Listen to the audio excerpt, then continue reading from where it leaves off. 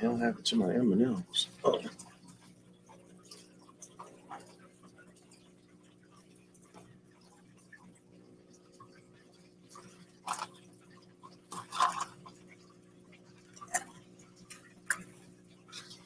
Am I live?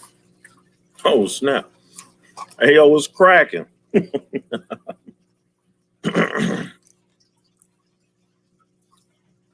Lunatic Fringe was cracking. What's going on with your Skull Aquatics? Thank you for coming through. What's cracking? What's up, Danny Weshy? What's cracking? What's going on, Danny? Danny, I'm gonna have to come by and grab some more stuff from you pretty soon. Reef Robber, what's cracking? Thank you for coming through. What's up?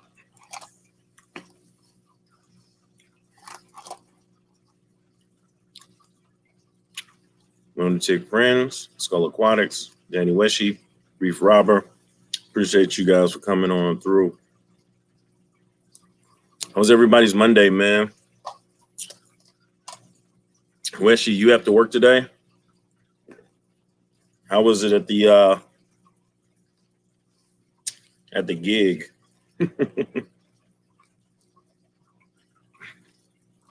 Oh, wow. I had to reject a whole shipment of fish. That's crazy. Jay Watts in the building.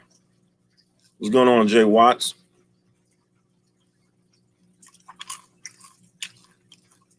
Five boxes of death. Muppet, thank you for coming through. What's cracking?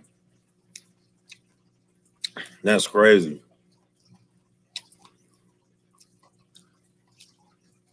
Hey, yo, everybody in here, go share this out real quick with your social medias before we get it cracking. Cooper Aquatics, what's up?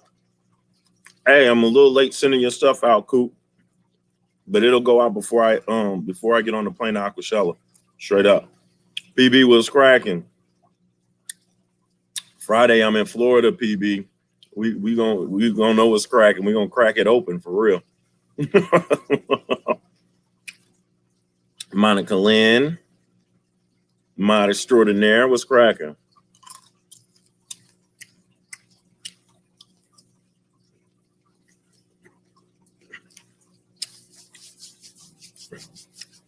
Now that I've finished my M&Ms. What's up, y'all?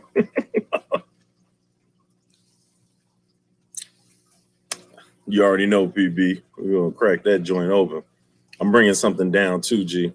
It's gonna be something stored in my luggage.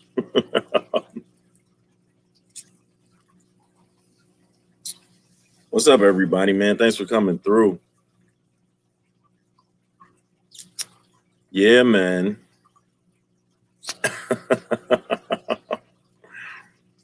Major yard work today and watered everything. That's what's up, Monica. That's what's up. What everybody else get into today? It's a case of the Mondays. We in this thing. We are right here.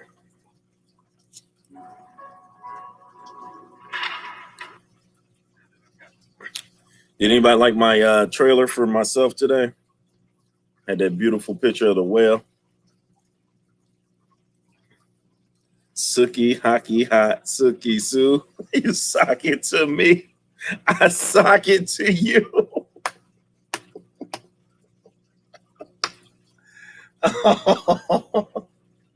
Best thing I heard today by far. There can be nobody but John. Oh my God, this is great. Sock it to me. I sock it to you.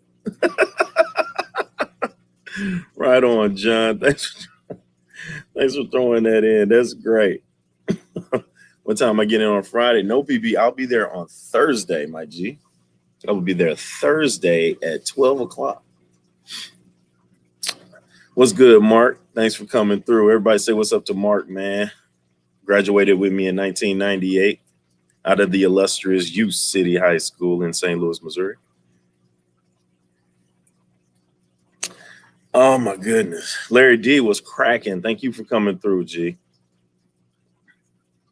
I love the Pleco intro to the video. What was the music? I liked it. That was actually a whale, Monica. I'm not sure if I spelled everything right, but it looked good. Yeah.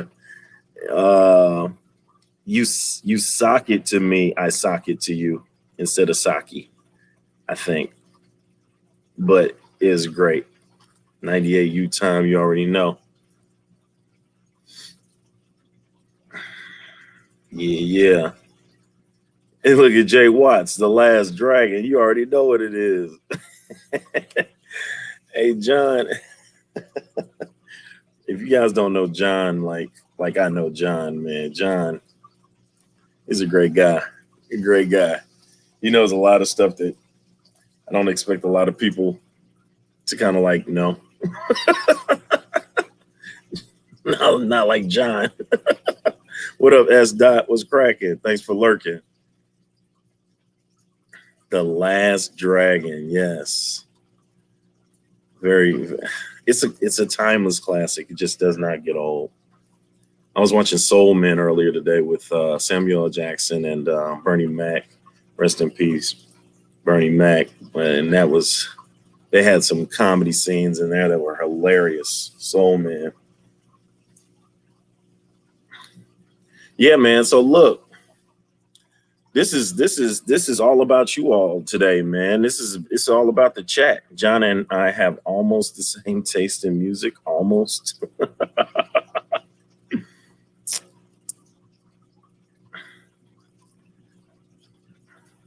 Power of the Glow, The Last Dragon. Yeah, Mark, you already know what it is. When you need the glow, you got the glow. You got the glow. You need the glow to grow. When you need the glow, you get the glow. To get the glow to grow.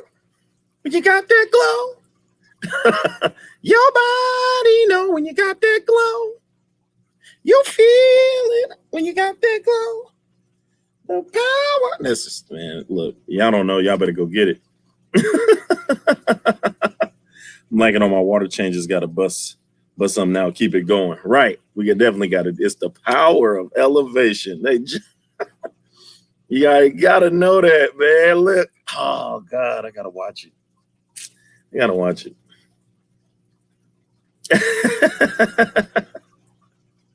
Catches bullets with his teeth. He catches bullets with his teeth. Brother, please. Get up, Leroy. I got something real for you. It's in these hands. Oh, showed up. Was go get him, baby. Leroy's little brother was always getting into trouble. He always knew what he was supposed to be doing. I'm not taking you, Leroy. You're just too weird. What's the good of having all that mumbo jumbo ninja stuff if you can't use it on anybody? Coward.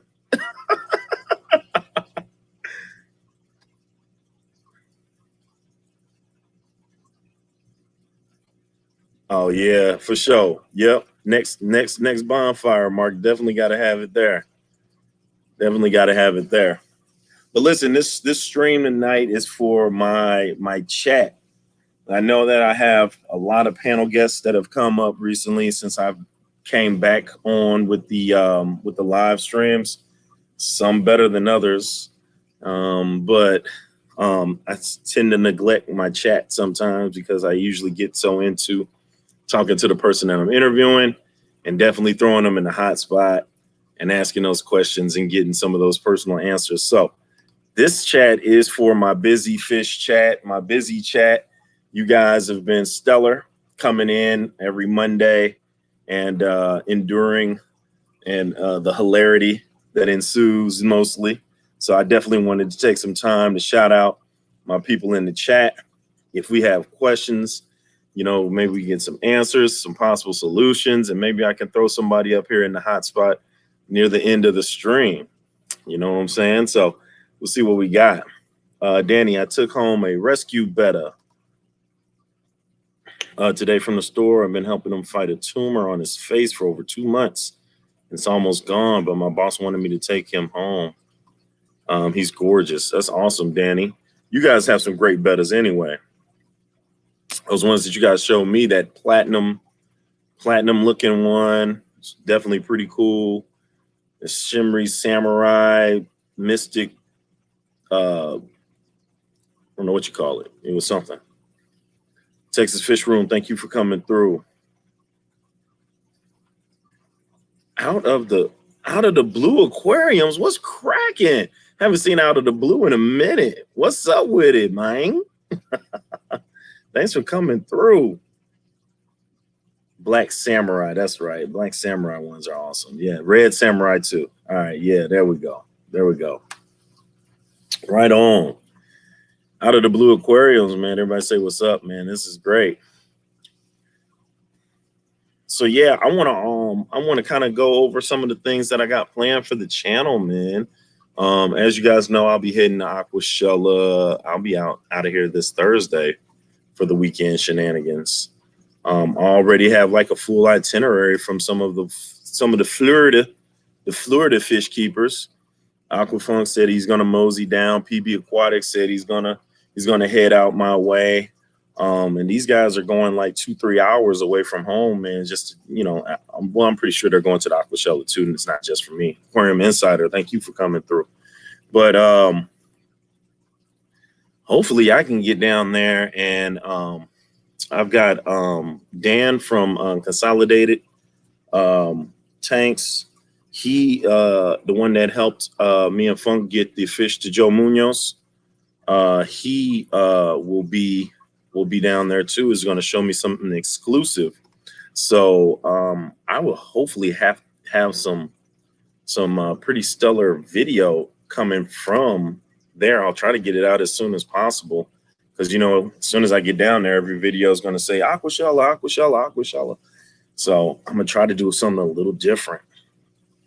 So I hopefully can take that and kind of curb it, because I've been slacking on my video making. I had gotten to a little writer's block video funk, no pun intended, but I had kind of just been throwing out some shorts. If you guys been checking out my community tabs, I've been throwing some yes/no questions out there that've been pretty cool. But it's always been the little stuff. So I really want to get back into my 8 to 10 minute video style, and bring in some more content in. And I think that this Aquashella is going to jet start me, fire me up, put the fire under the buttocks and get me going, man. 503, what's cracking? Thank you for coming through. Yeah, so super top secret fish, says Aquarium Insider. Yeah, so 503, I saw you last night. You were kind of in your own little hot seat with Casual. He was giving you some questions that you were knocking out. Very good to see you up there getting it in. Wouldn't mind you coming up here to my hot spot for real. Do you fish in St. Louis? I only take the kids to Creve Court Park and let them throw their pole in. You know, they don't really have nothing in there, but you know what? I think they have some bass in there, but some crappie, maybe some small gill. Maybe that's about it. Danny does fishing out in Spanish Lake. Oh, Danny comes out this way. Well, his store is out this way. He wasn't even asking me that question. So yeah, I'm also since I'm just let this out too. I'm also going to do Tank Wars. All right, and Tank Wars basically is this.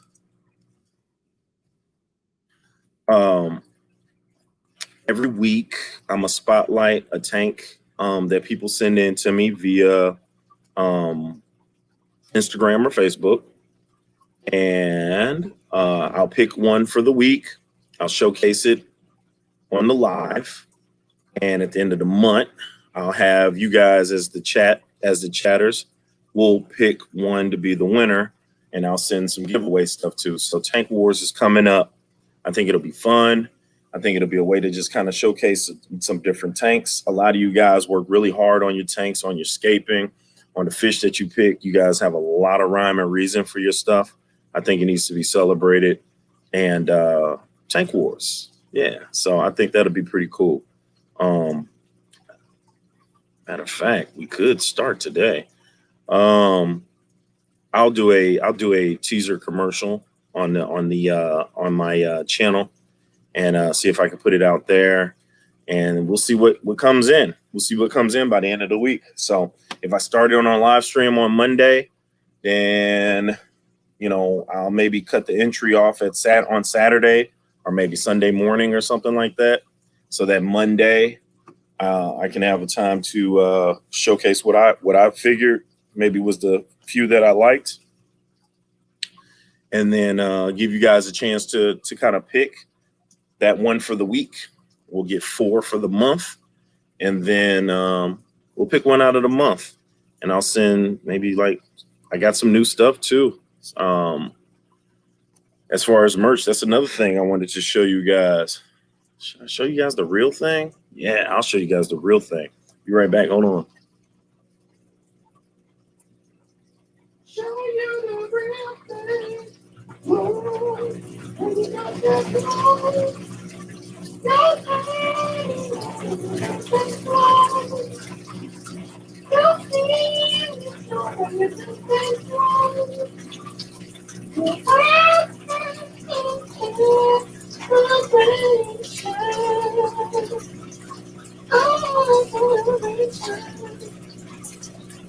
You don't elevate, get the glow. You don't got the glow like Bruce Leroy got the glow, 'cause he'll kick your ass. Oh. So.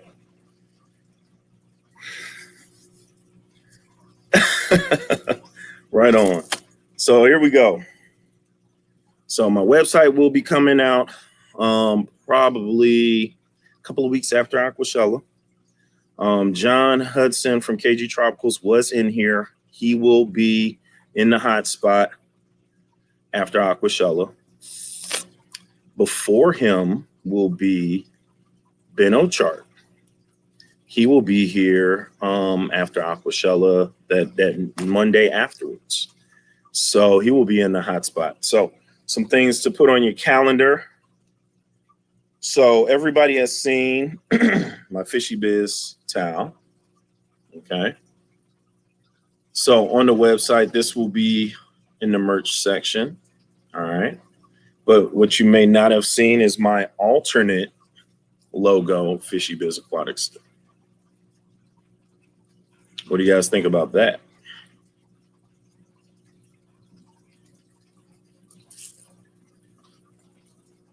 Well, this, the first one there.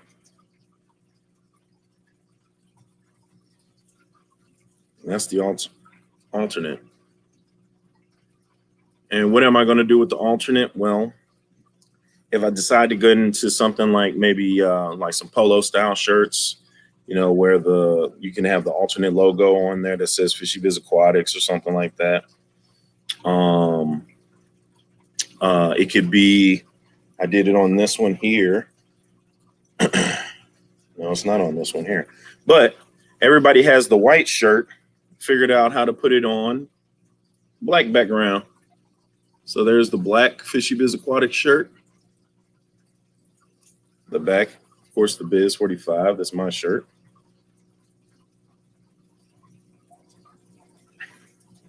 But I also have it in red. The red Fishy Biz Aquatics logo shirt. So now I'll have white, red, and black shirts. I'll also have the black and white tee, baseball tee. And this is my only one that I did this to see how I like it, but there it is. There's the alternative logo on and over the Biz 45.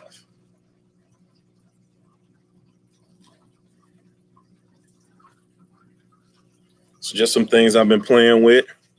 I got a gang of Fishy Biz Aquatic stickers. All right. I'll be taking them down to Florida with me. If you would like one, let me know. And then I kind of switched it up and did something I hadn't seen anybody do before, but the Fishy Biz Aquatics dog tags.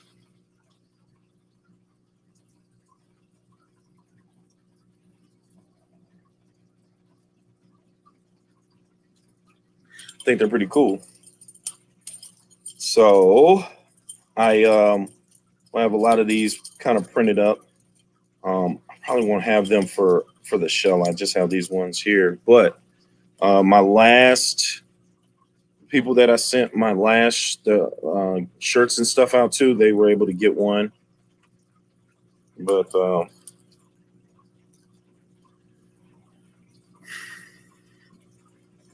so we have that. And the only person that has my mug and coaster, my Fishy Biz Aquatic, there's one other person that has a coaster. I believe Brienne. I think I gave her a coaster, if I'm not mistaken. But if you guys want to see the coaster and mug, I printed it off, and then I end up sending it to Mr. O'Chart, because I know he does his cichlids and coffee. I wanted to thank him for jumping on. But here's the Fishy Biz Aquatics coaster. Comes with a little coaster holder. Usually comes in 4, but I, depending on what it is, I usually send 1. And the Fishy Biz Aquatics breakfast. Oh, that's a little spinach and grilled chicken omelet. You know what I'm saying? Trying to eat a little bit better. Oh, but that's the Fishy Biz Aquatics mug for my coffee drinkers out there. And here's the mug and coaster together. So all of these will be in the merch section. You don't have to wait for the site to come out. You can always just Fishy Biz Aquatics at Instagram, or email me at fishybizaquatics@gmail.com and let me know size and address and stuff that you want. And I'll let you know prices, stuff like that. So yeah, man, what you guys think, man? That's just a little something I'm coming out with. Got it all kind of made up and wanted to make sure that I let you guys know first and foremost, in case I'm about to blow up. What's cracking, Priscilla? What, no beer mug, says Larry D? I'm working on it, Larry. It's kind of hard to get the Fishy Biz Aquatics in the glass. Do you have an XXXXX? You're just gonna have to keep refilling the one. All right, Danny West, you could. Let's not get greedy here, man. That's a lot of coffee. What you're talking about? I see you, Monica. I got you. Right on, Aquarium Insider. I appreciate it. I drink a lot of coffee. Yes. I think we all kind of drink quite a bit of coffee. So yeah, I'll be throwing that out there. So Tank Wars coming up. Matter of fact, we could start today. If there's anybody that wants to showcase their fish tank or have a special fish tank that they kind of want to throw in the mix, if you want to get it out to a couple of friends, fishy friends that have some awesome tanks that you've seen before, tell them to Instagram me or Facebook me, Fishy Biz Aquatics, of course. And go ahead and put your tank in the mix. We will probably go all the way till Friday. I think Saturday will give me a chance to look at them all, depending on how many inquiries I have in. And then we'll get that cracking. We need Fishy Biz Aquatics hookahs. I know, right? And I meant to light mine before it started, man, because it's summer. I'm on summer vacation, and that's another thing that was holding up my video production. Trying to get these grades together. Then we have to have classroom clean out and check in your keys. But I'm teaching summer school. Summer school started today. So I only had 1 week off. And thanks 503. The merch is sick. But I only had 1 week off, and my mom and my dad took my Memorial Day was Monday. My mom and my dad took my mom took my Tuesday. I helped her get to the doctor. My dad took my Wednesday. I helped him get to the doctor. So I just had Thursday and Friday, and really I still couldn't sleep in. Lonnie, aka Looney Tunes, was cracking. Thank you for coming through. So Monday I got up this morning. Today I got up this morning, went to work. We have quite a few students that have to redo biology. It just couldn't. The pandemic stuff just wasn't rocking with them. They just couldn't get it. So I'm here to help them. We're doing one-on-one for an hour to get them to a passing grade, and then they can have the rest of their summer. Multiple aquariums was cracking. Thanks for coming in, Diego. So that's what I've been doing. Now that I've kind of got my classroom solidified, I know what assignments I'm going to give them so I can give them the maximum bio experience and still get them the best grade possible. That's what we're going to roll with. So I have the gears going. So that's where I'm at with it, y'all. That's where I'm at with it. So I am up for any questions. With like 33 minutes in. Anything that you liked, anything that you want to see, any content that you want to see from my channel, something more that you're interested in, you can let me know those things now. Monica, if I miss anything, look for me and kind of save up on some questions and let me know something, or if I need to go back to anybody. Jay Watts, YouTube. But yeah, man, I'm just same old me, just kind of keep everything together. Stephanie, oh, she's talking to Danny West.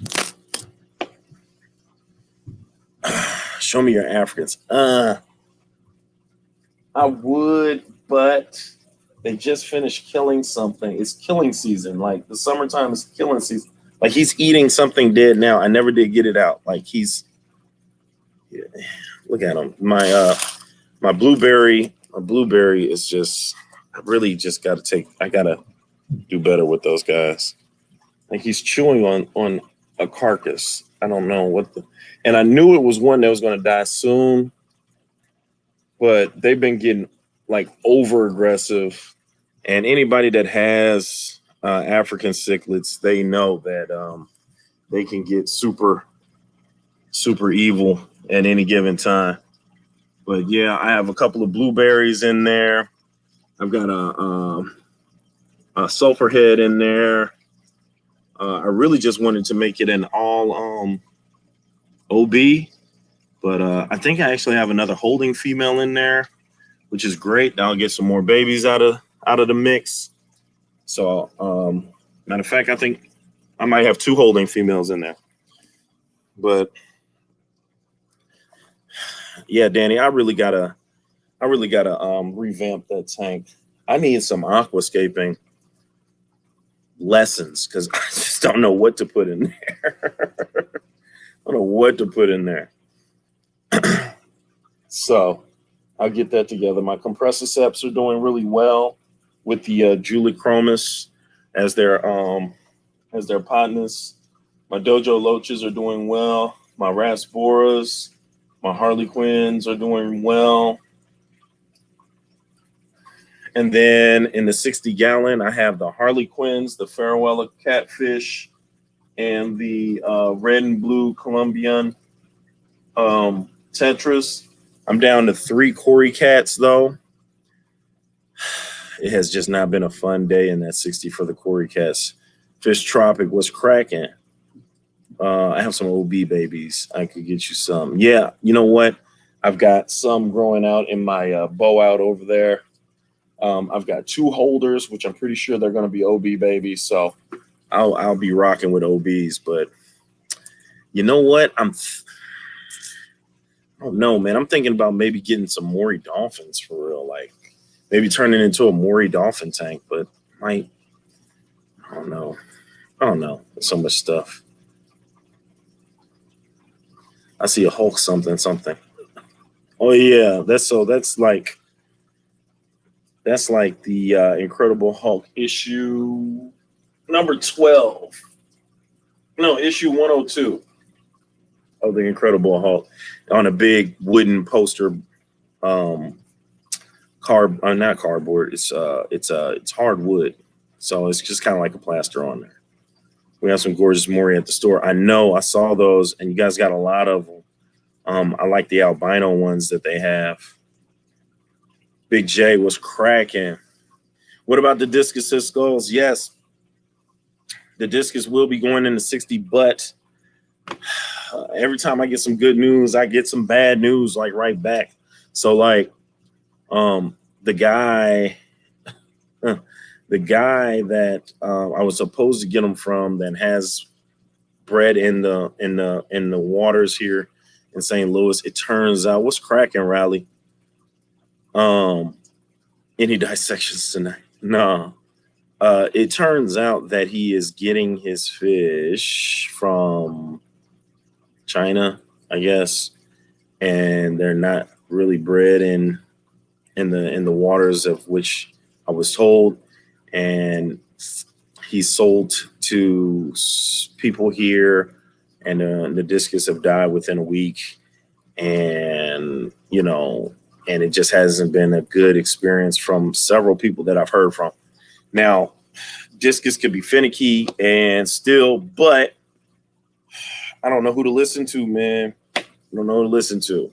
So it just keeps you thinking, man, because Discus are too expensive to just be grabbing and they just be dying like straight up. Like, yo, this is not fun, B. Like, I need to know what's cracking. Like, let me get something going here. Let me know, what you got, and let me see what it's doing. So I might just have to make a I did find somebody at a pet store that is about 40 minutes away from me. I've worked with him before. I've grabbed a lot of my peacocks from him. He says that his are doing fine, and he can also tell if he has a bad batch right off the flip. If he sees a bad batch, he will not sell. And so I might have to roll with him. And I think that's what I'm going to do. When it comes to the Discus, I'm going to get them after I come from Aquashella because I don't want to get them now and then leave in a couple of days for a few days. So I will be getting them when I come back. I will be getting them some bred locally in St. Louis tap was a ruse. Right.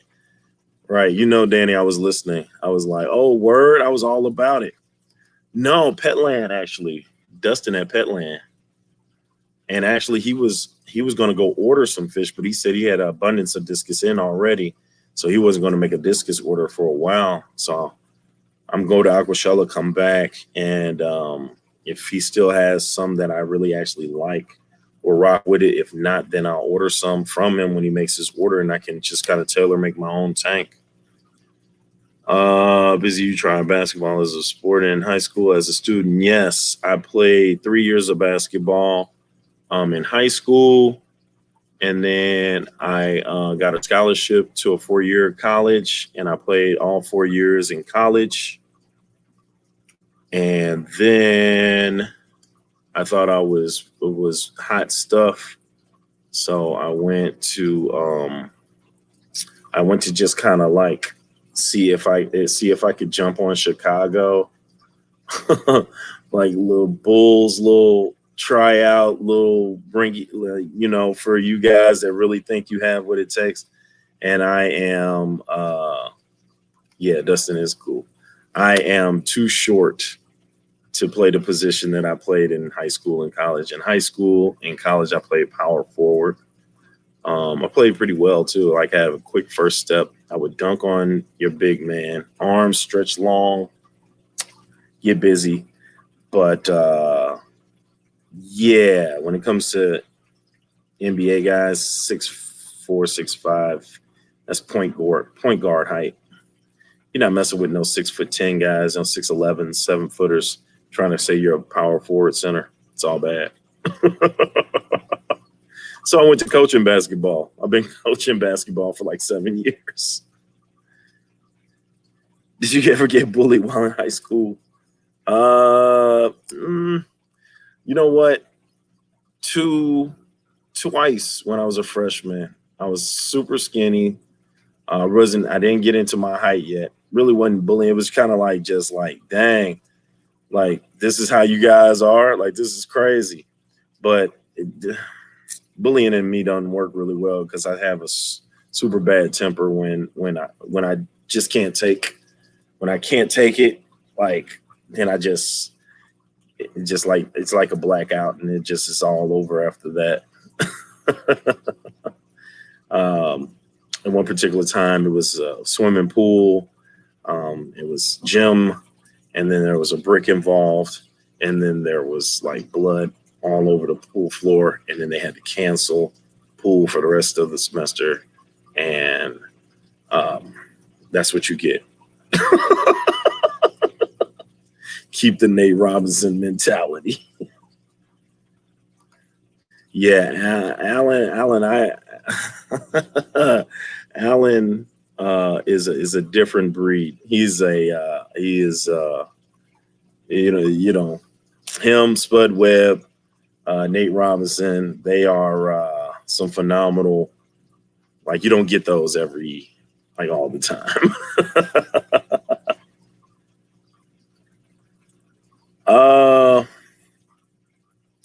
You know what? For bullying in the schools now, it's more cyber now. Like you see a lot of kids really going after kids' Instagrams. The reason why we had to tell students that they didn't have to show their cameras during this virtual sessions was because kids were taking pictures of other kids' houses in the background and posting it on social media and talking about how dirty they were and this, that, and the third. They were doing teachers too. It was crazy.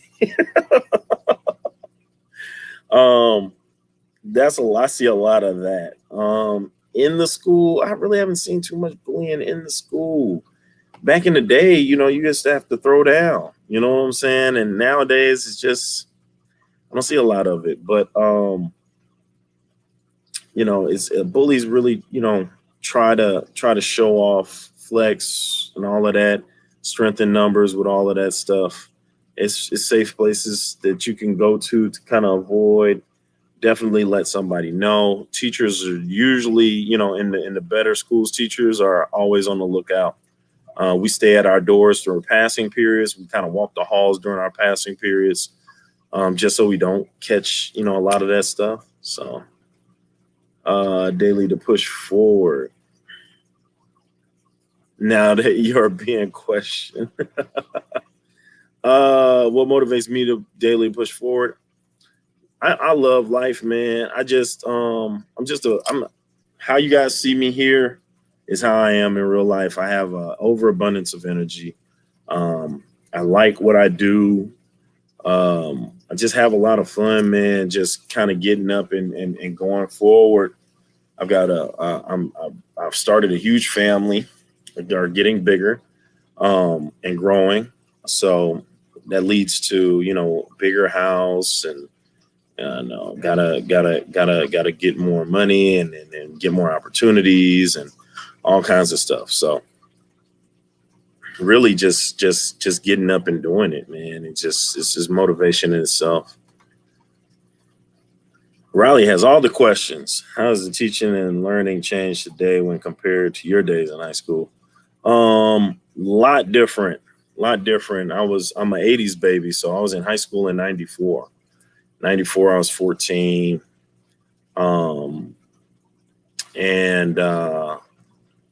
Kids, students, there was a lot more kids in my high school. And I'm teaching back at my old high school. It was a hell of a lot more students in my high school back then there are right now. I think right now we're at like 780 something. Back then we were like 1,700 strong. So getting to your class was a chore, but you had to do it. We had freshman beatdown day, you know what I'm saying, where everybody turned a blind eye and even freshmen caught in the hallway. You know, nowadays it looks like the freshmen run the high school, you know, and then you got a couple of kids that are just ready to leave the high school. They don't really, there really is no, it doesn't seem like a lot of school spirit. Back then we had school spirit. We knew that our school was number one. Everybody wanted to come to it. There was nothing you couldn't tell us. In sports, we were super competitive. Academics, we were super competitive. And that was just the spirit of the school and the spirit of the district. Nowadays, these, you know, I don't see it. I don't see the camaraderie. I don't see the spirit. It's like these kids just, they don't really, you know, whatever. So when it came to learning, that my parents instilled in me. I come from a family of teachers. My mom and dad were teachers. So it was just not even a question of you getting your work done. We're not accepting anything below a C. You get in there, you get the work done, and you do what you're supposed to do. Of course, I always hung out with the crowd that wasn't doing what they were supposed to do, and probably was frowned upon by my folks. But I always knew that I had to do what I had to do, or it was going to be curtains when I get to the crib. So, or I couldn't hang out. Um, taking the iPads and the Nintendo and all of that stuff away really was okay for me. But I like to go outside and play basketball with my partners, or run to the store or ride bikes. So me not going outside was like, oh no, don't tell me that. You mean I got to stay in the house? I mean, Super Mario gets old after a while, especially if you keep dying. And you'd be ready to go, man. What up, Double R? Biz was the buzz. Oh man. Right on. Right on. 1,000-gallon reef tank says out of the blue. That's what's up. Fish dropper, you got it. Hey man, fish tropics cool. Yeah, so yeah, that's that in a nutshell, man. It's that in a nutshell. So yeah, other than that, just kind of just muddled through, man, and became what you can you do what you had to do. I had a couple of jokers that was super talented on the basketball court and got scholarships to colleges, but partied too hard that first semester, and they end up coming home. You know what I'm saying? With nothing.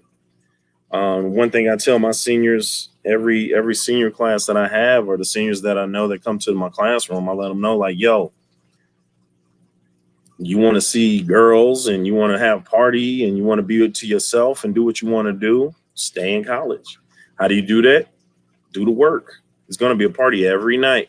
You can choose to go party every night and mess up on your studies and get sent home, after a couple of months, or you can knock that work out. Forget those Monday through Wednesday parties, finish your work and go ahead and hit the weekend parties. You know what I'm saying? That way you stay in school, you get the girls, and you get you have your fun. You have your fun.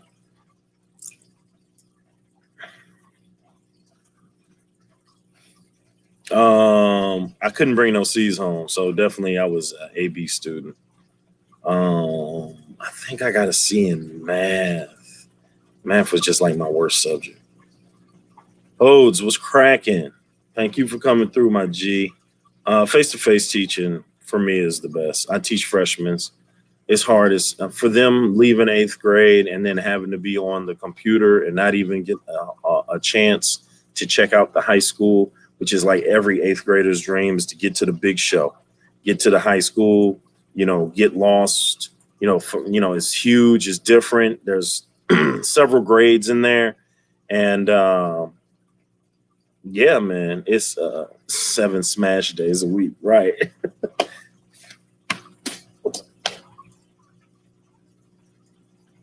So, yeah. So, what's I saying? Yeah, Yeah, so face to face teaching is I'm super animated. I'm all over the classroom. It's I build a rapport with my students that way. You know, they get a chance to see a teacher that is not not cookie cut and carbon. You know what I'm saying? They get to see a more animated teacher that can bring a little entertainment in with the education, and so I do that a lot better face to face than I can virtually. It's tough virtually. I got to see in literature because I never wanted to read the books they assigned in school. I have excellent grammatical skills. Yeah, Danny, you speak really well too, man. I wouldn't expected that. You know what? Yeah, senior year I had honors literature, and they were trying to get us to do essays, and I didn't want to. I was like a senior, man. I was like, man. So I kind of like asked the teacher if she was like into younger men, and just kind of really got under her skin, and she kicked me out and sent me down to remedial reading for my senior year. And it was cracking in there. You know what I'm saying? It was partying up in remedial reading. I had a blast. I think I got a C out of there. Didn't do anything. We had a blast up in remedial reading, man. We was listening to music. Man, we was up in that bug. Hey, doing all kinds of stuff. It was crazy. It's crazy.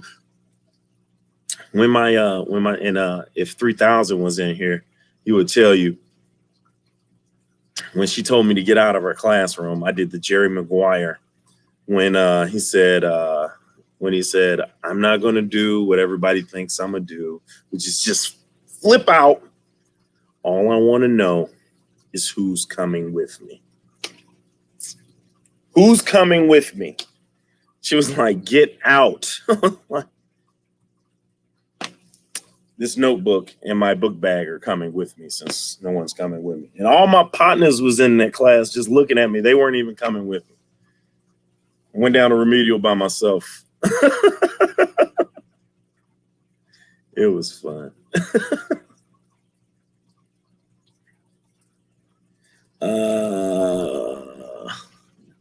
Fish keeping Jamaica, what motivated you to be a part of the fish keeping community? Excuse me. Kids rather be at school. That's right, double R.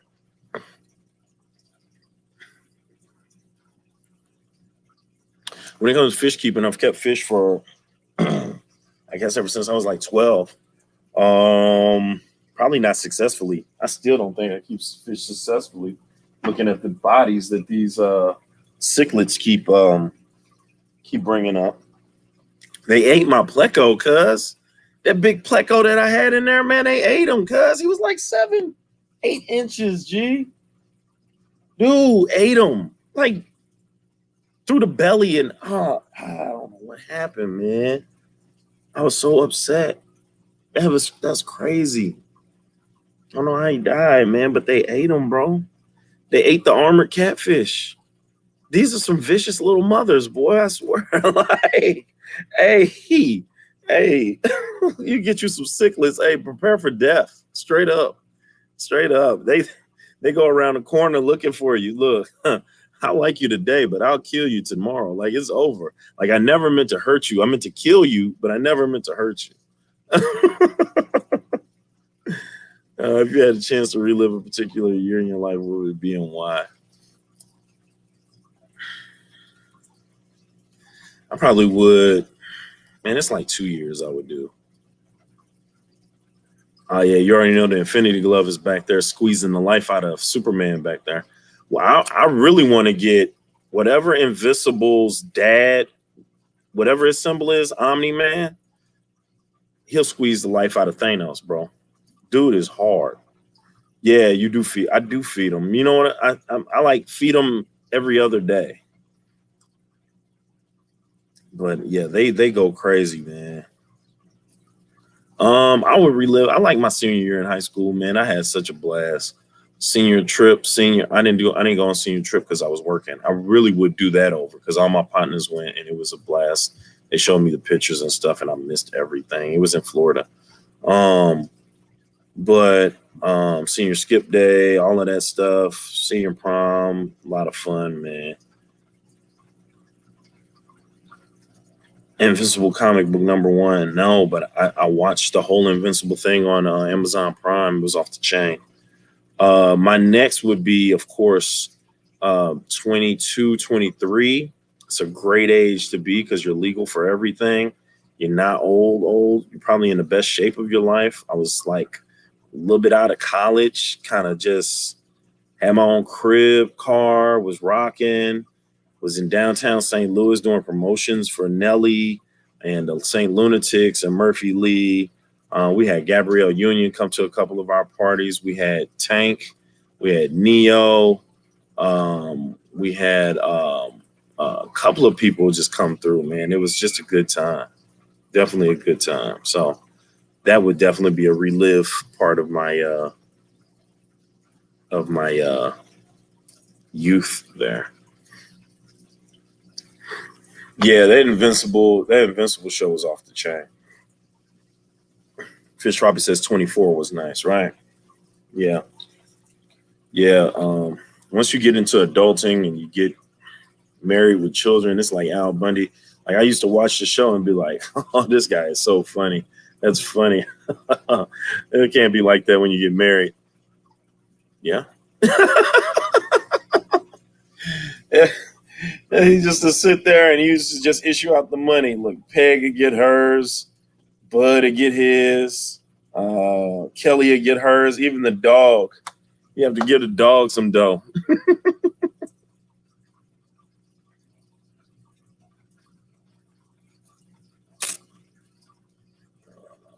But I can still dunk when you can't dunk, you're old.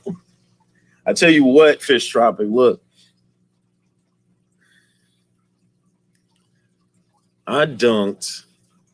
The last time I dunked was like 3 years ago, I want to say. Maybe 4.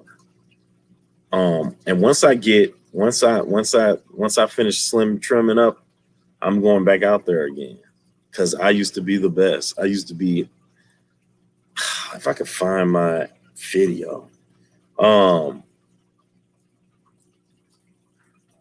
And it was, I had put it on Facebook. I wonder if I could find it. I'll repost it. And I just grabbed the ball and just went up and just dunked it and just started yelling. I used to do that all the time, but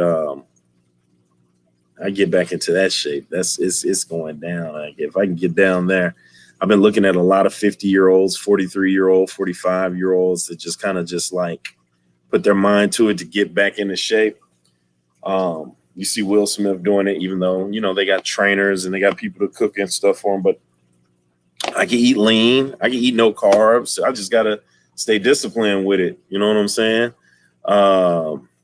Who else? Method Man looked good at 50 when he did his verses. And I was like, man, these cats are still, you can still kind of get your stuff together, man. Straight up.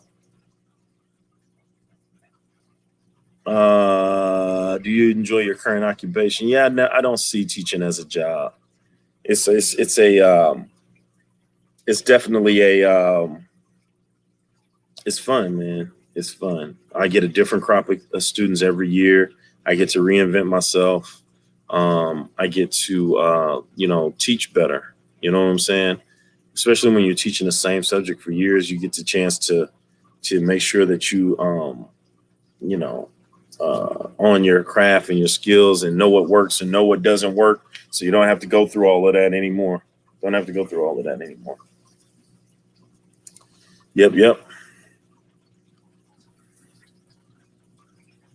So yeah, you know what? And I think what I am going to do on one of these streams, I think I'm gonna have a whole hour worth of hotspot. Just bring people up, shoot them the questions, somebody that you don't know, and get to know them a little bit better. And we'll just do a whole hour of hotspot question, like bow, bow, bow, right back to back. I think that'll be fun. Randy Robb is on his 4th one. I don't even want to know what he's on. Wait, Corona. On the 24th for Corona tonight. Fish Tropic's not playing with him, just on it. What's your favorite plant? I am digging the Anubis. I didn't know it got this big. All the little Anubis that I had. This one that I picked up at the at the auction. It's huge. I really like it. I do like that corkscrew valve too.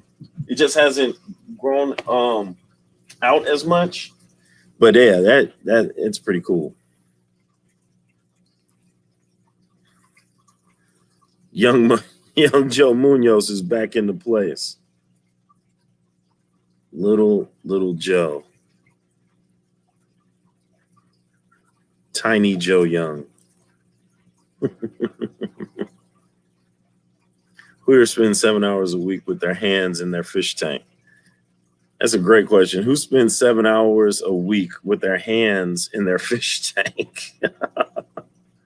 I know I don't. Triple J, what's cracking? Thank you for coming through. Just because it starts small doesn't mean it stays that way. That's what I have to tell my girlfriend.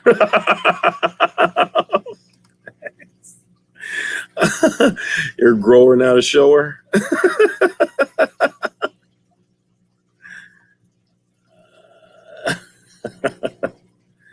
Would you wrestle Joe Munoz or Rounded Rob? I would definitely body slam Joe Munoz. Rounded Rob is going to take a little bit more.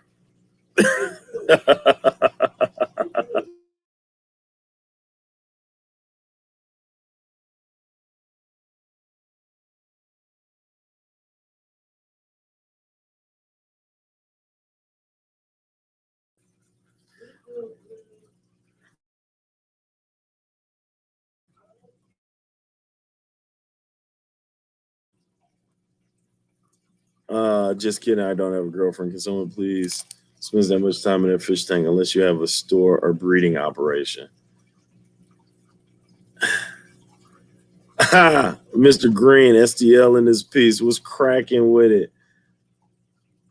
Mr. Green, T. Jeezy, thanks for coming through, yo.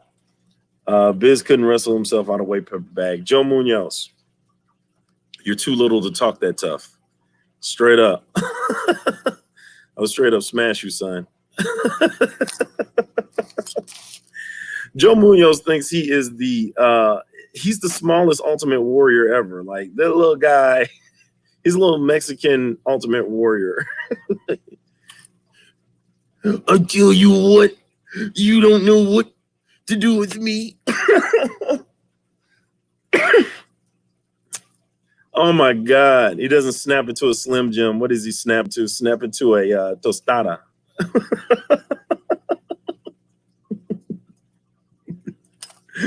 Oh yeah, because you don't even know, brother. Because what happens when you snap into a tostada?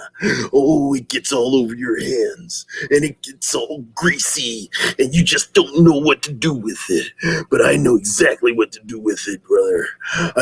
I'm gonna wrap it around my finger and put it on my tongue. Ugh, it's nasty because I rubbed it on the floor.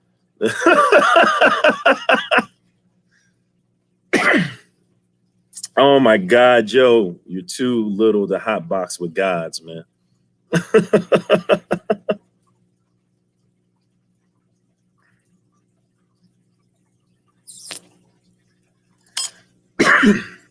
I left my girlfriend for a boat. Good trade up. They were both money pits, but at least my boat floats.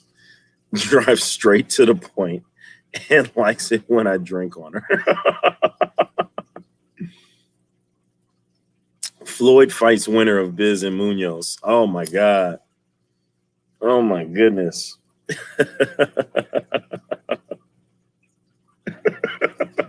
Right on, Triple J.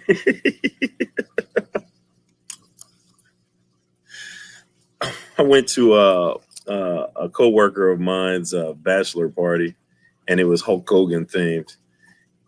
And I'm watching Hulk Hogan, and I like Hulk Hogan. But a lot of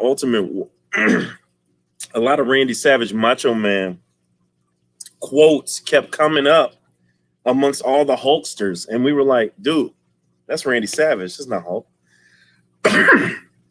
So I kind of wish that it was a Macho Man.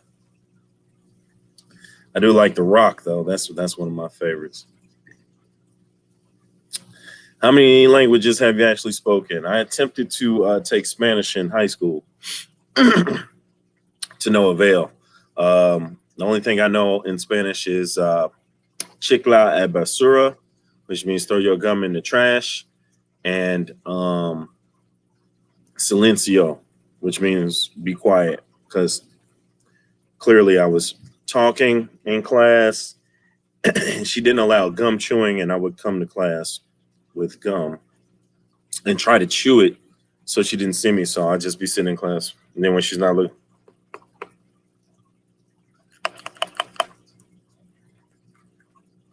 chicle a basura. Oh.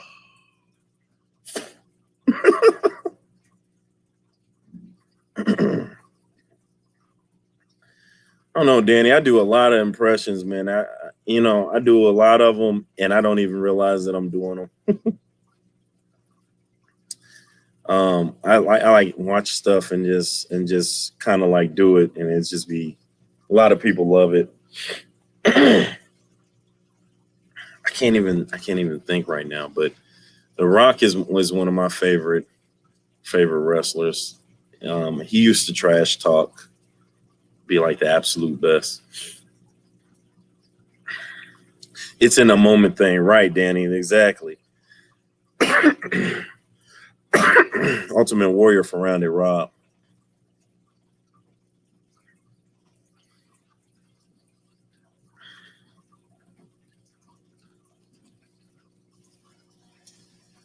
Man.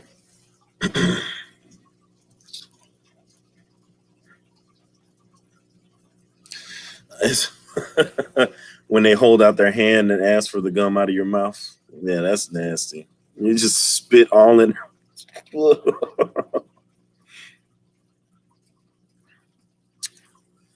I know a couple of differences between, wait, where is it? Between a microchip and a potato chip. Oh, wow, Triple J, I appreciate it. That's what's up.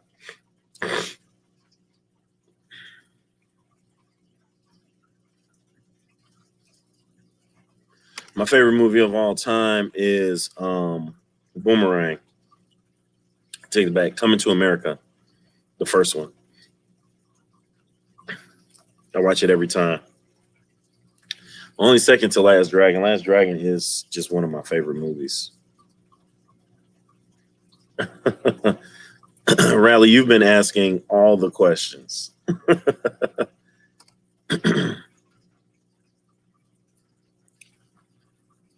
You can do Gollum and Schmeagol, Roz from Monsters Inc., Optimus Prime, and Sean Connery. That's pretty good. Old school with Roddy Piper, Hacksaw Jim Duggan, and the Bushwhackers. And I remember Sid Vicious too. The Last Dragon and The Wiz. Oh yeah, The Wiz was great. You ready for a little excitement? Snap to a Slim Jim. Oh yeah.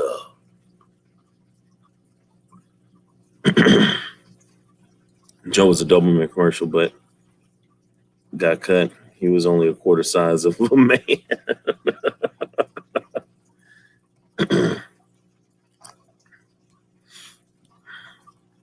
Now The Wiz is the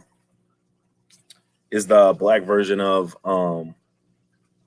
The Wizard of Oz with Michael Jackson and Diana Ross and Nipsey Russell.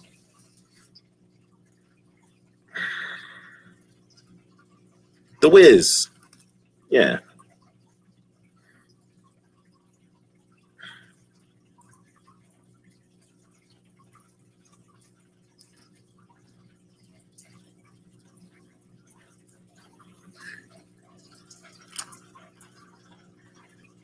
Jerry, you're killing Independent George, Jerry. You're killing Independent George. Richard Pryor. Did you ever try swimming with the sharks in the cage or alongside the sharks themselves? Absolutely not. Triple J show enough. You already know. Oh my God, I love Vampire in Brooklyn. Oh, you're right. Yeah, Vampire Brooklyn is awesome. Oh my God. You tell that cat to shut the up before I whack it. Oh man, my favorite part in Vampire in Brooklyn is when John Witherspoon, man, rest in peace, John Witherspoon. Blank Man was great too. Not Bala Sharks.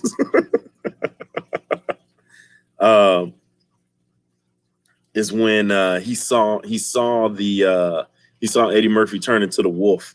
The wolf jumps off of the boat, and he's looking through his glasses, and he sees the shadow of the wolf turn from a wolf to a man and walk off.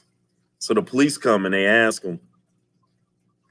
They said, you saw everything? He said, yeah, I saw everything. What was it? It was a wolf, goddammit, a big black skin ass wolf. He was like, it jumped off the boat and then it ran over there. And when it got there, it turned into a man. Just flip-flop. Like, you ever see somebody flip-flop? Just like this chick I used to know back in 62, 63. I come over her house, bring her some chicken and some corn. She just loves me. I go back over there the next morning. The chick's a man. Just flip-flop. You ever see somebody just flip? So then the police officer said, so the wolf you saw, it looked just like that. He pointed at a German Shepherd. He said, hell no, the thing I saw make that look like a Chihuahua.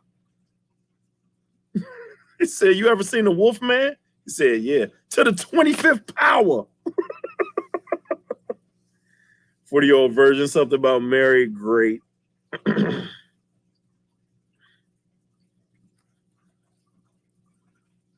Did this say chicken?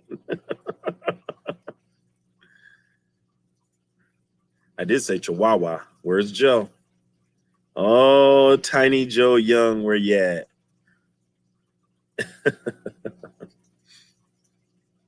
I like The Big Lebowski. Anybody saw The Big Lebowski? John Goodman and Jeff Daniels.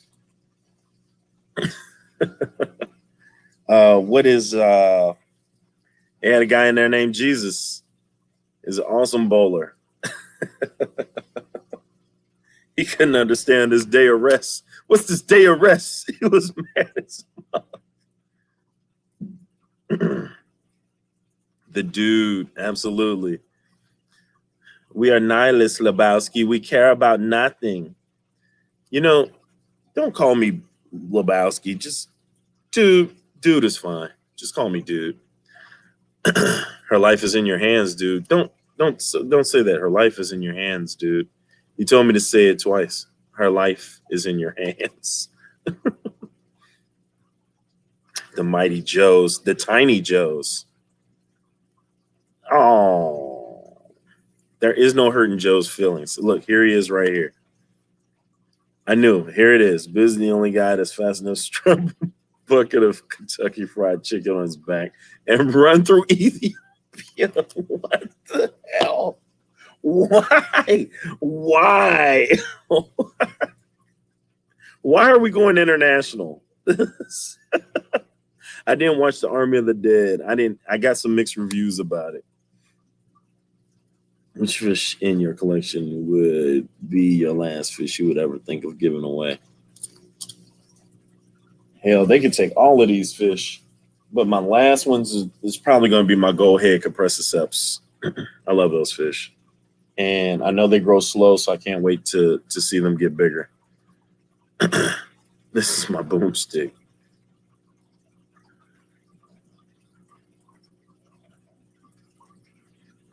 Oh my God.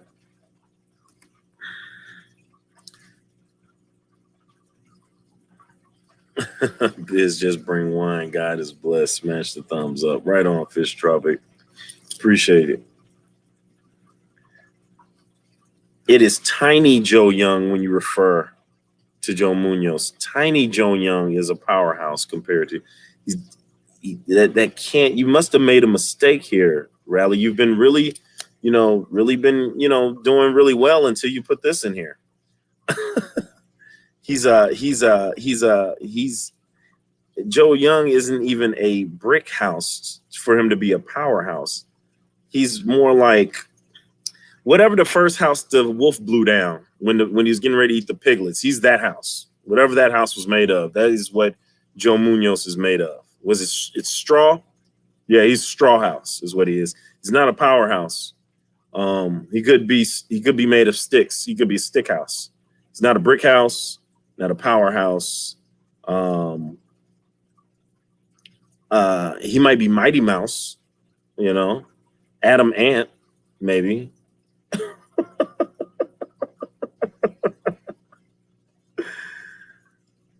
Oh man. Largest aquarium that I have right now is a 75 gallon. And my largest fish was my pleco until they ate them. So right now I would say it's my 6-inch blueberry OB. Oh no, take that back. I got a 7-inch Cyadonus in there. Oh God, he's huge. That's Cyadonus cat. Biz won't stand next to me because my arms are bigger than his whole body. This is not true. This is not true.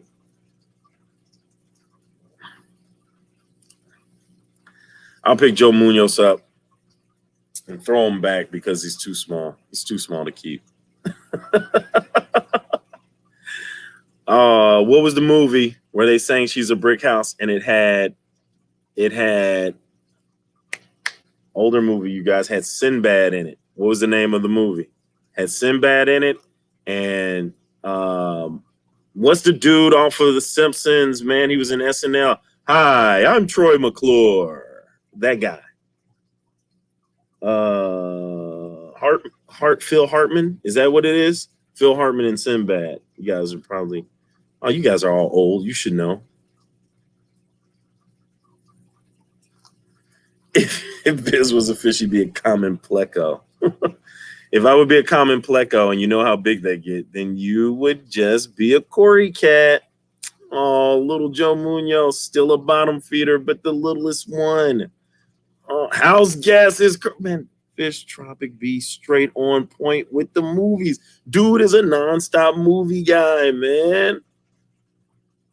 House gas is correct. Yeah. He had them all in there singing Brick House. He didn't know none of the songs. He was eating the cheeseburgers. 3,000 has made it in, y'all. 3,000, you want to jump up and jump in the hot spot? I think a lot of people wanted to see you in the hot spot at some point in time.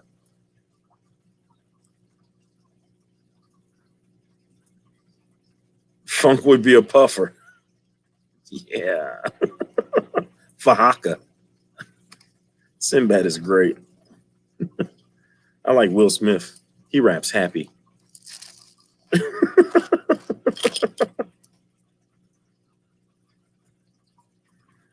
You driving? Oh, that's even better. Were you ever tempted to join a gang? No, all of my partners though was all ganged up. You know what? Back then it was just the two. It was like the Blood Crip thing, and I remember the school emptying out. To for a big gang fight. But I was athlete, and like all of the gang members, man, they just kind of like I was just cool with everybody. You know what I'm saying? I just was cool with everybody, so I didn't really need to be a part of any of that. So I just kicked it with everybody. I was thinking it'd be upside down catfish. Of course, I watched the Jamie Foxx show. Don't say I'm Braxton P. Hartnebrig either. I've gotten At some point, I guess when I laugh or something, some people have said that I either look or sound like Will Smith, or because I make them laugh or whatever, maybe. I've gotten Braxton P. Hartner-Brigg from Jamie Foxx. I've gotten Laz Alonso from a couple of different movies. I've gotten Drew Gooden, Vince Carter because of the nose, and I jump out the gym. I used to at all. And Joe Munoz. See, this is how Joe turns on you, Riley. Every time you want to give him, you said he was a powerhouse. Now he's asking you for a copy of Cool Runnings. Hey, dude is ridiculous. He's gonna strap a bucket of chicken on to me,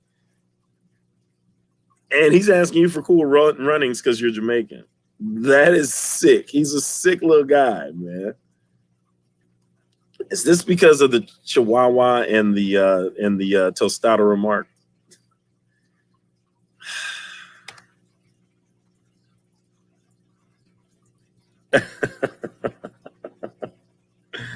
Oh my God. If Joe Munoz was a dog, he would be a Chihuahua. Like, come on, folks. You really, and this isn't even because he's Mexican. It's just because he's just a little guy.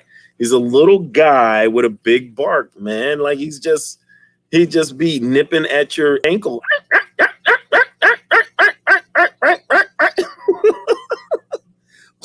Somebody tossed this guy a bone, man. Living Color, Ace Ventura. Oh yeah.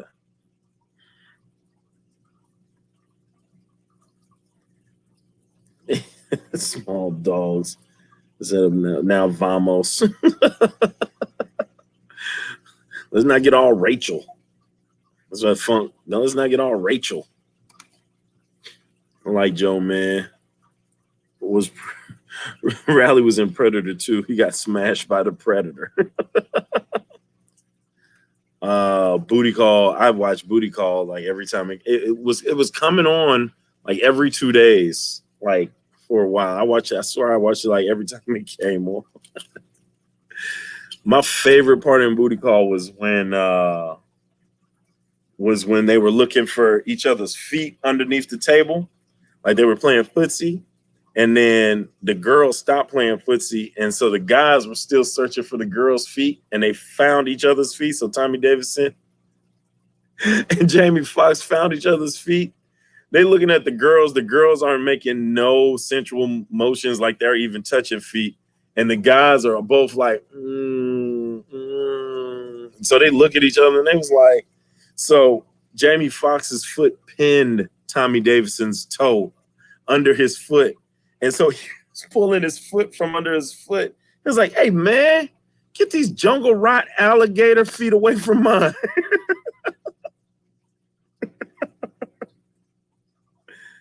Oh, White Chicks was a classic. Grown Ups 2 was pretty funny. Fire and Desire. I think that was the song that was playing. And she wanted Jamie Foxx when he was seducing her to sound like all the African American leaders. She had him sounding like Bill Cosby, had him sounding like Martin Luther King. It's like, first I want to go and down into the pudding pop. And I'm licking it, thicking it, thinking about sticking it.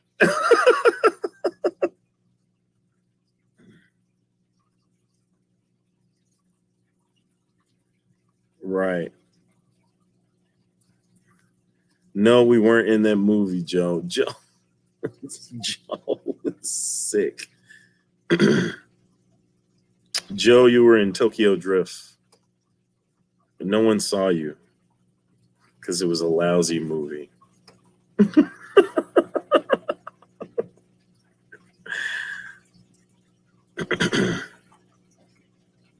Oh my God.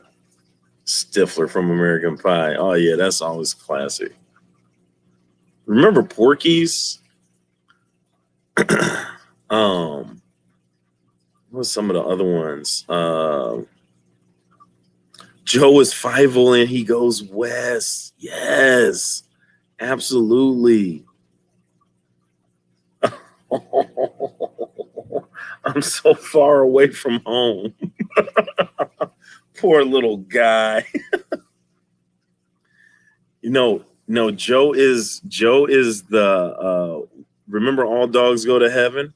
What was his partner's name? The Dutch Hound, the long hot dog. That's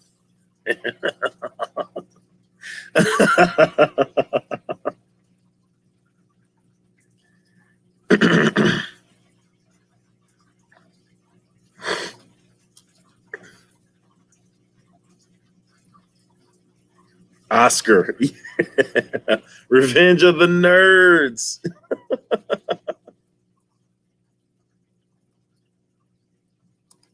Yeah. Oh man, that's great. Can never forget about Police Academy. Joe would be I think what's his name? Like Animal? Like was his real name Animal? The one that has the 3 octaves of voices. And oh, but we like to be police officers. Out there. Yeah. Yeah. Joe, you suck.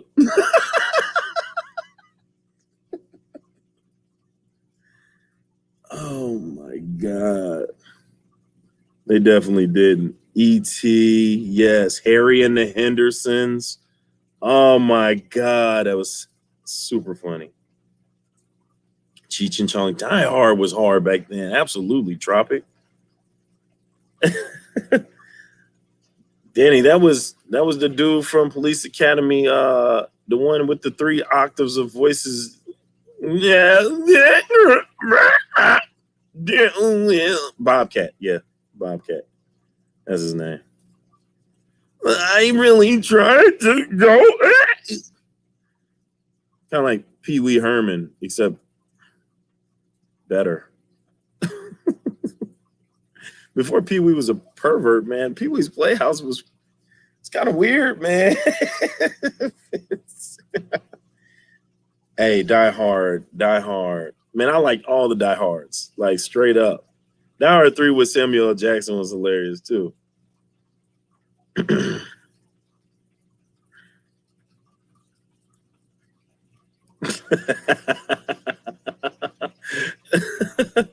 Tropic Thunder was classic, Rounded Raw. Tropic Thunder was the stuff. Oh my God. What happened is he went full retard. You're not supposed to go full retard. Remember radio? Even he went half retard. Forrest Gump was the third retard, but he went 100% retard. You never go 100% retard. I was like, what the Jurassic Park, Jaws, name a movie with an animal in it. With Deuce Bigelow, yes. Hold on to your butts.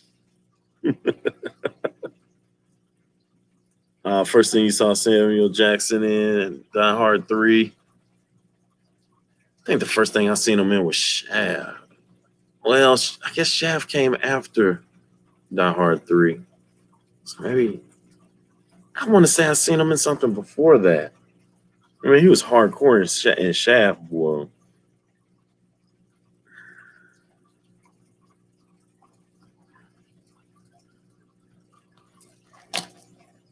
Man, I'm not a big horror fan. It was probably Freddy Krueger though, for the first one. Very first horror, Freddy.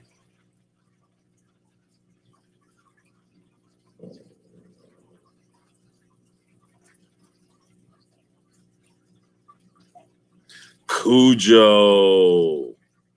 Was that Cujo was his own movie, right? Or was that Pet Cemetery? What is Gremlins? Is that horror or is that just Poltergeist? Oh my God. Ugh. It's my duty to please that booty.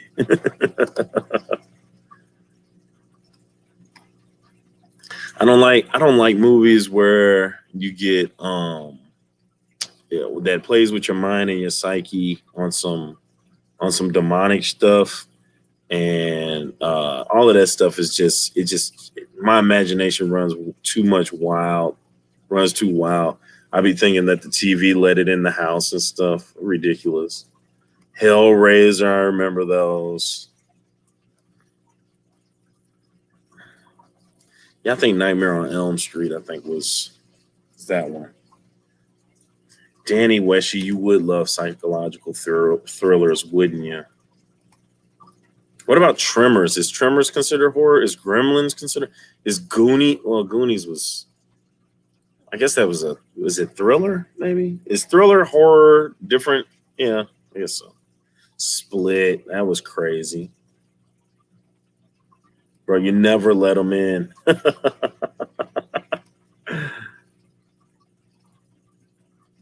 Right on, Rally. Hey, thanks for coming in, man, and hooking it up, man. Appreciate you, bro. Much respect. Irie.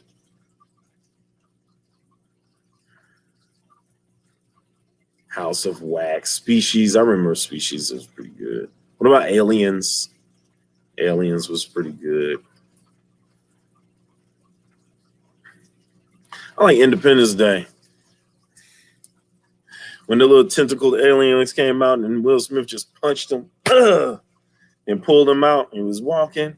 He's like, now I gotta walk with you halfway across the desert. And what's that smell? Huh? What is that smell?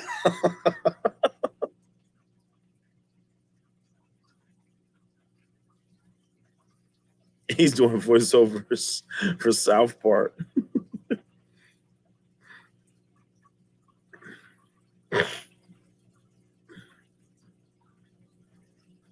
Where the funk is that for Hawk and Puffer?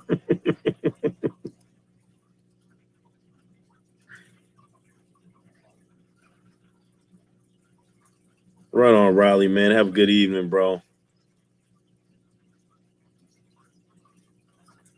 He's out buying a ladder to work on his tanks. If it has Will Smith in it, it's a good flick. I like Wild Wild West with Will Smith. Name 3 Pixar movies. Monsters Inc. Up.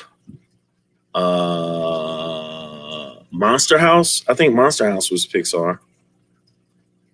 Toy Story. That's 4 of them. Oh, Cars. Up. Finding Nemo. Yeah.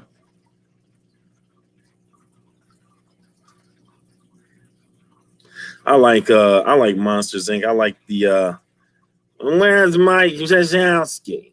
Where Mike Wazowski? Where's Mike Wazowski? Joe would be Mike Wazowski.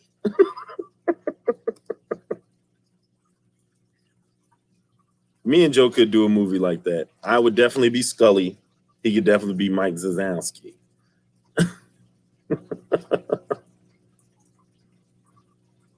Oh, Monsters Inc. is coming with another one. Didn't they go? So last one was Monsters Inc. University. So now they're gonna what? Do another futuristic one?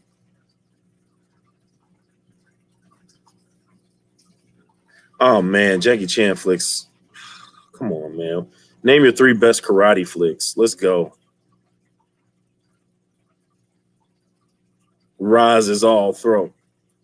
Oh, where's Mike Wazowski? Mike Wazowski. Monsters at Work. Okay. Meet Joe Small. Fight Club. Roundy Rob. How did I know Roundy Rob is one of his favorites? Yeah. Yeah. 5 Deadly Venoms. I liked The Protector. Crouching Tiger, Hidden Dragon. Yes. Kung Fu Panda. No. I didn't mean that. Kung Fu Hustle. Hilarious. Enter the 36 Chambers. You on some Wu-Tang right now.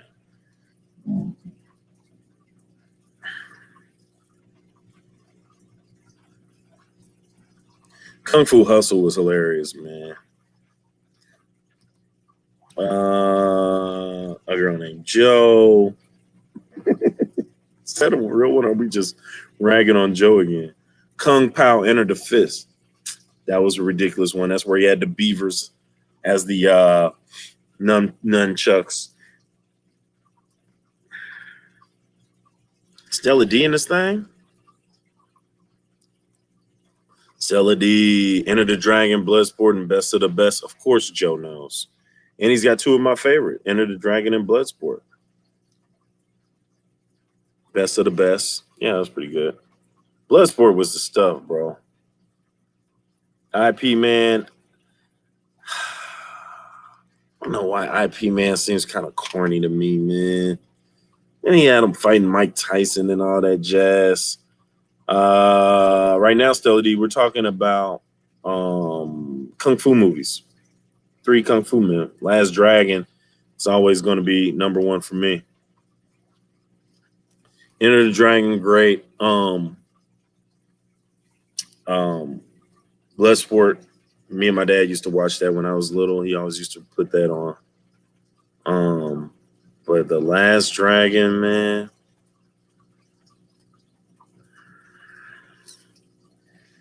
Man, anybody realize that if you Bruce Leroy, Sho'nuff was upset the whole movie. There was nothing that made him happy.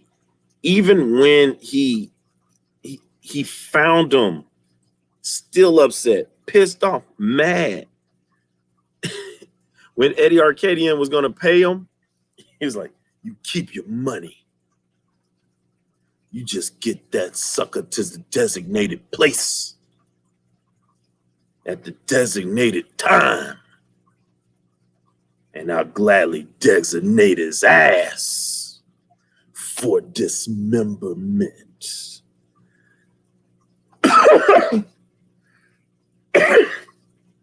Scene. Hey, man, that dude was upset. He hated Bruce Leroy, man. He was like, "I know somebody that could beat you." Who said that? Who said they could beat the Shogun Harlem? I know who. Who? Bruce Leroy, that's who. Bruce Leroy? He was pissed off. Bruce Leroy?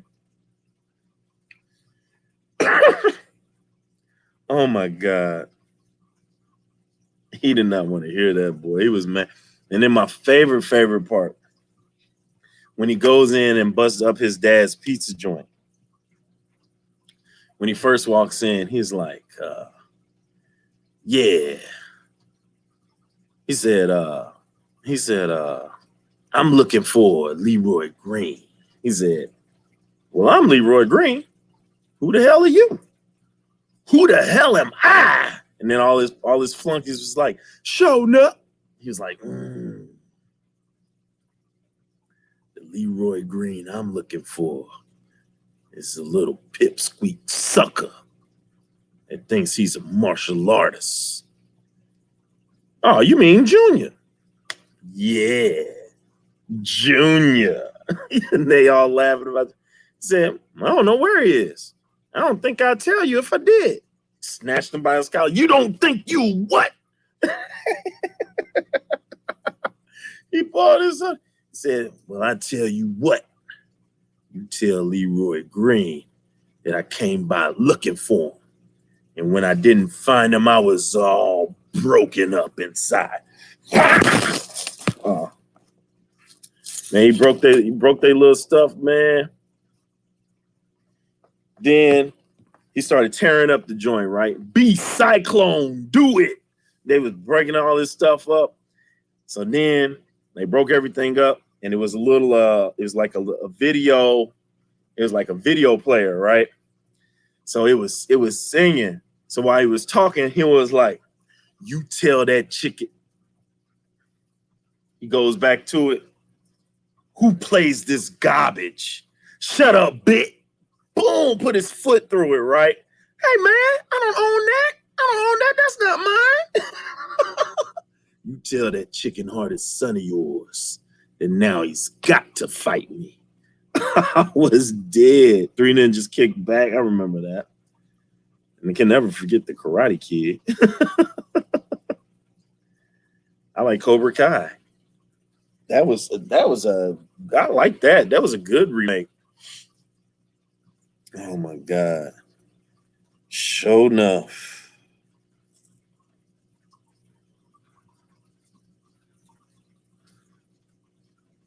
I was just telling my daughter that movie and Surf Ninjas. Tum Tum, right, Fish Tropic.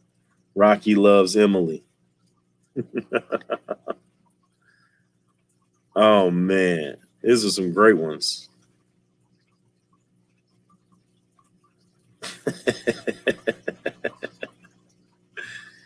That boy said he catches bullets with his teeth, though, man.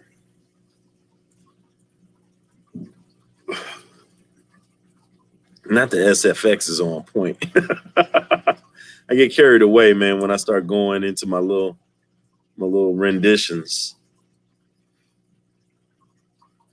1994, great year.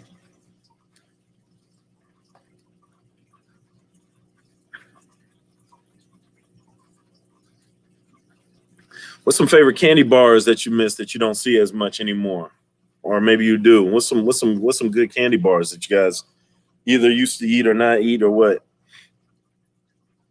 Double Dragon was the game. I love playing that, and I love playing Contra. Contra was what's before we do the candy bars, let's do the okay, since we got candy bars, let's do candy bars. This is that Joe on the front of your shirt riding a horse. You see that little guy? Where is he at? Look at him. Little Joe Munoz. This guy right here is a little way more sophisticated than Joe. Whatchamacallit was real. I love whatchamacallit. I still eat Heath Bar. I love Heath Bar.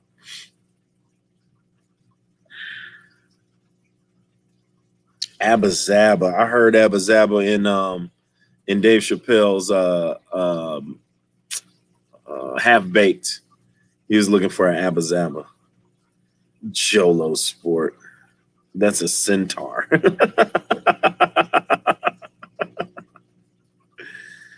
Look at Joe with the nastiest candy bar out there, Three Musketeers. Look at this. Yes, that's a nastiest. It's filled with nothing but nougat. Doesn't have any peanuts, no toffee, nothing. Just chocolate nougat. You would like to bite into a damn. You're just nasty. Ugh. Score. Is Score just like Heath? I think it is. Crunch bars are great. I like Mr. Good Bar. Mr. Good Bar is a good candy bar. My son loves Kit Kat. Whatever happened to the penny candy? There was a candy bar I had in Iraq that was white chocolate and nugget with light cocoa, shaving, and Krispies. Got it in Iraq. That was probably cocaine. Score has McFlurries, Twix, Snickers, and Kit Kat. Yeah, I would take Snickers first. Mine would be Snickers first, Twix second, and then Kit Kat third in that category.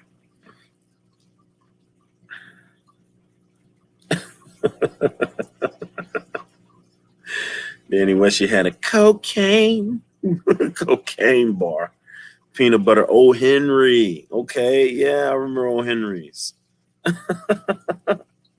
Natural Aquariums was cracking. We talking about old school candies right about now. It was a whole box of cocaine. Payday, always my favorite. Yes, Rounded Rob. Wiz drinks water and spits out you. What?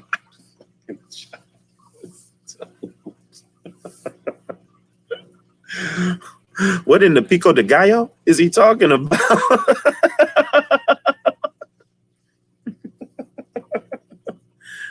What in the salsa?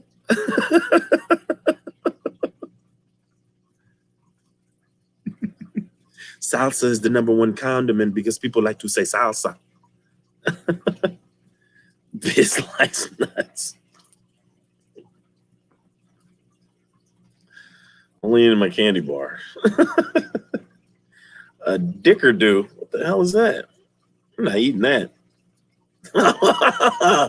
Chico sticks. Hey, take it back to the day. Mango salsa.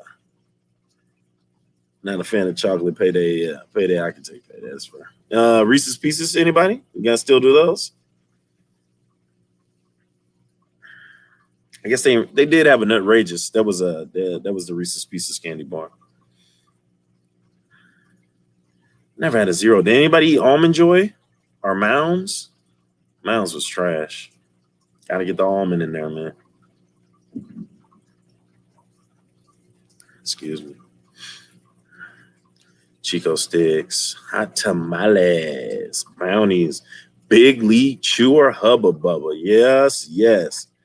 Big League Chew was the stuff. Oh, that shredded bubble gum. You know, what was the nastiest gum? What was the nastiest gum lost its flavor in like 3.2 seconds? It was kind of a couple of them, but which one am I thinking of? Somebody tell me. What was the nastiest gum lost its flavor in like 3.2 seconds? I'm thinking of 3 right now, but there's one for sure.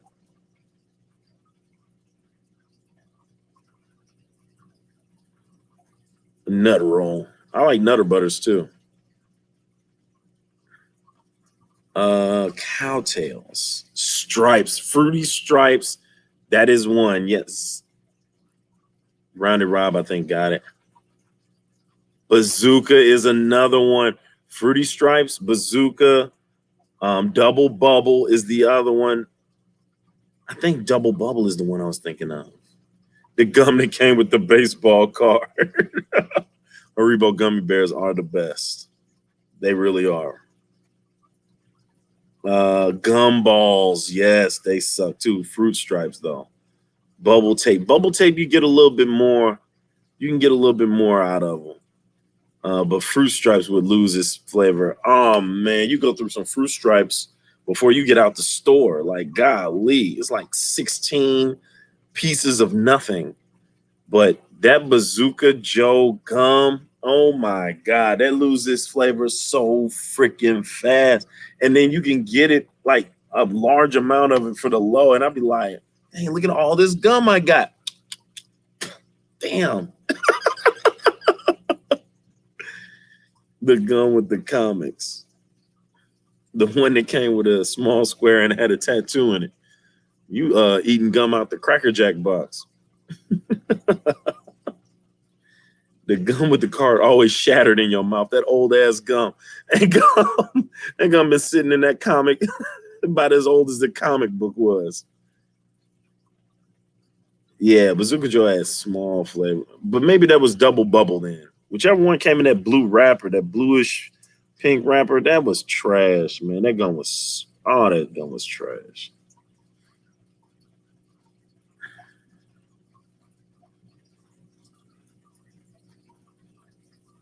If you chew bubble tape past its specific chew point, it loses all flavor and becomes liquid. Damn.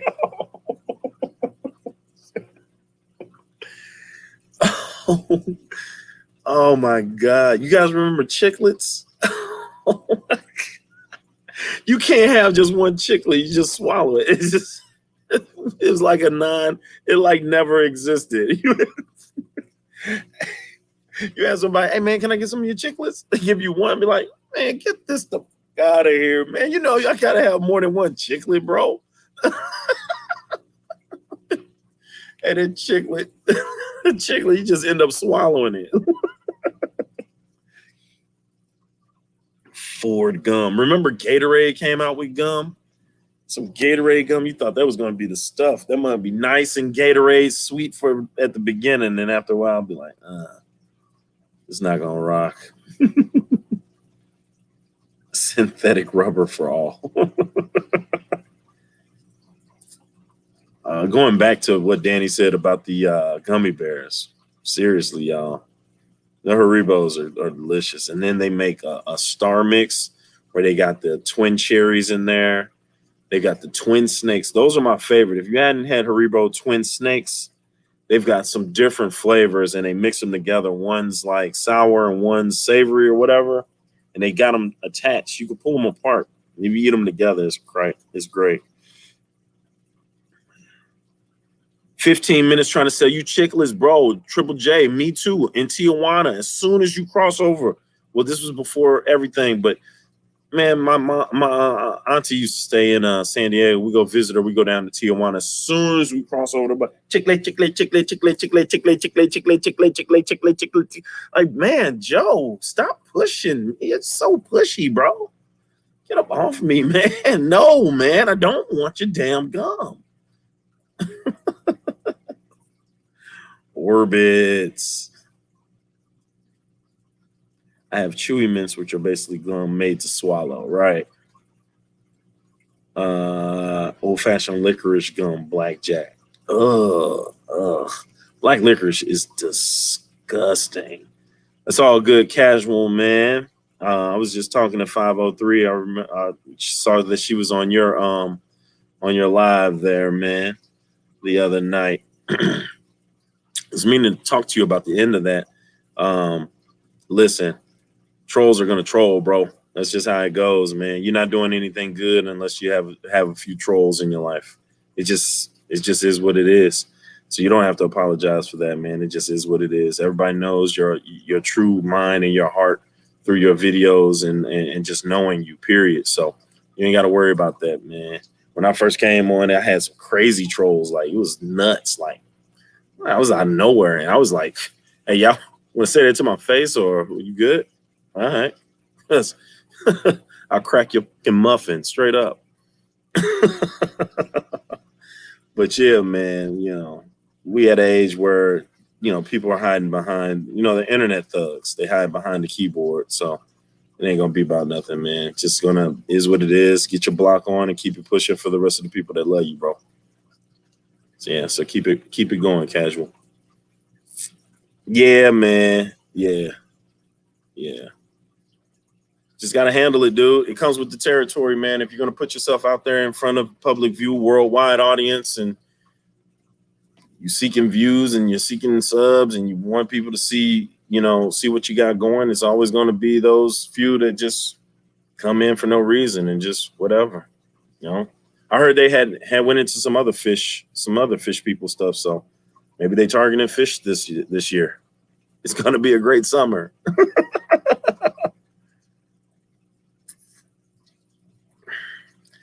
Biz looks under his bed for trolls. Joe, I believe you live under a bridge wherever you're at. You're under the Texas bridge now, stealing sheep. Billy Goat Gruff. See, Joe's my best troll, but at least we're cool. Sometime. Maybe. Oh, man. All right. Favorite Nintendo games. What we got? You guys are old. Let's get it. Favorite Nintendo. Or Sega Genesis, if you had Sega Genesis. I was not a Genesis person. My partner had Genesis. I had Nintendo, so we would go to each other's house and play that. Sonic was cool, but Super Mario was better. Sorry, I'm just saying. I know some of y'all had Atari. Doug Hunt 503, say it, baby. And if you miss him, that dog will laugh at you. You get one. Yeah, two. Blades of Steel. Sonic and Knuckles. Excite Bike. Absolutely. Man, that was crazy. Wii Tennis. How old are you, S-Dot? We talking about Nintendo. Gauntlet. Contra. I said it once already. Contra and Atari. Joust on Atari was the game. Donkey Kong, Super Mario was the game. Contra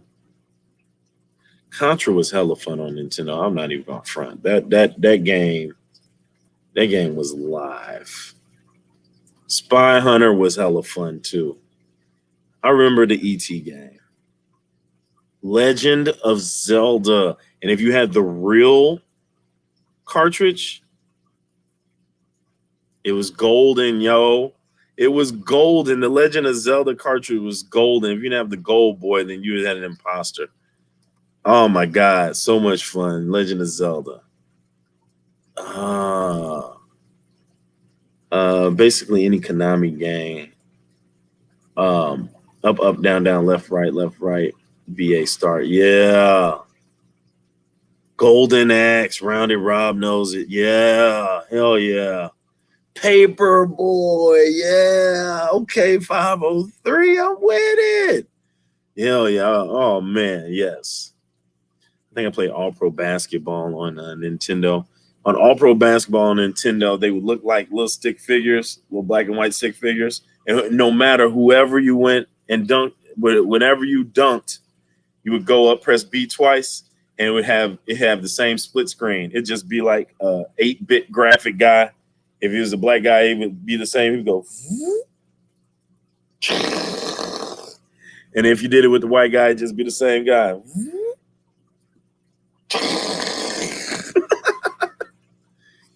What was NBA? What was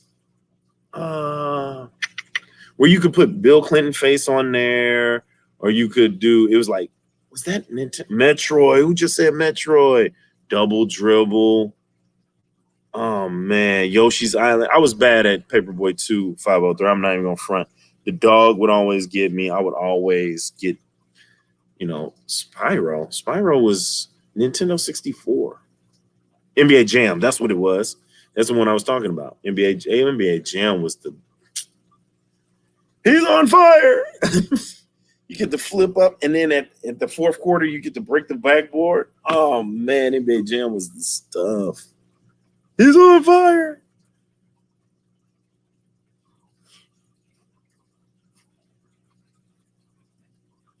Animaniacs on Sega Genesis, Duck Hunt, Mario. Yeah. All good, casual, man. Hey, man, we know your heart, bro. It's all good, man. We're gravy with it. We're gravy with it. Street Fighter.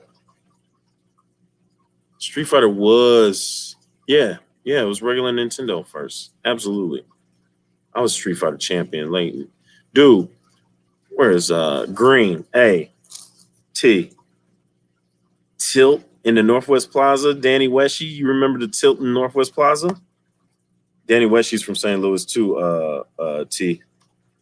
Mr. Green. Man, I used to have the quarters waiting on Street Fighter. Not so much for Mortal Kombat. I couldn't really get the Mortal Kombat, but I would even have Hadoken Wars with the computer when I played. And back when it was Nintendo, it was a lot tougher to get your Hadokens out on a regular because sometimes you just you start hitting them with the fireball. Boom. Hadouken. Then it mess up and be, oh, you're getting, then you get hit with one. Like, dang. Yeah, Tilt was the stuff. Blanca was your character. I would destroy Blanca. Every time you do the electricity, you just be hitting your button for the electricity. All Ryu had to do was do a jump kick on his head. He wouldn't get shot. Boom. Kick you out of that. Boom, right? When he kicks you, your head flies back, and then he does a Shoryuken up. And when he comes down, he does a Tatsumaki helicopter kick. Now you're dizzy. And then I hit you. Good night. Good night, I wish you. Remember cleaning them Q-tips with alcohol and blowing them? Yes. And think about the Nintendo cartridge. You had to blow into that joint to get that mug working, get the alcohol swab on that mug. And once you get it working, you don't want to touch it. Sometimes you had to leave the flap open. And then sometimes you had to, when you press it down, you had to press it up. And it was like if you press it down real fast 5 times, and pull it out and pull it back in and pull it out and blow it, then put it back in and close the top and close it back open again and hit it up, bring it back down a little bit, and then press the power button. Hey, it works, son.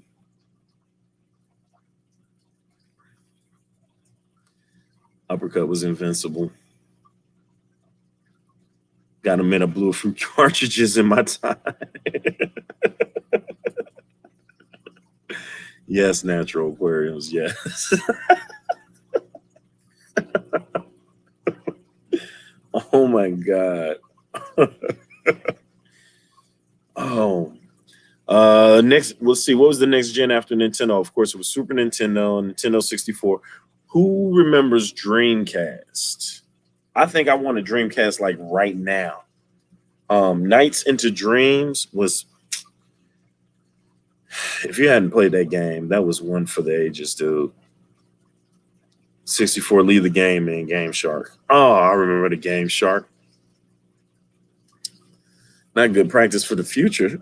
Punch Out, Ronda Rob. This guy is a fighter, man, by nature. Punch Out. He's named all of them. He named Fight Club for his movie, Punch Out for his video game. You didn't like Dreamcast, Danny West? Star Fox. That was on 64. I remember playing Star Fox every morning before school. Got a Dreamcast, just play Crazy Taxi. I remember that too. Oh, yeah. I remember Dreamcast. That was cool. Here's an intro to GameCube. I had a GameCube too.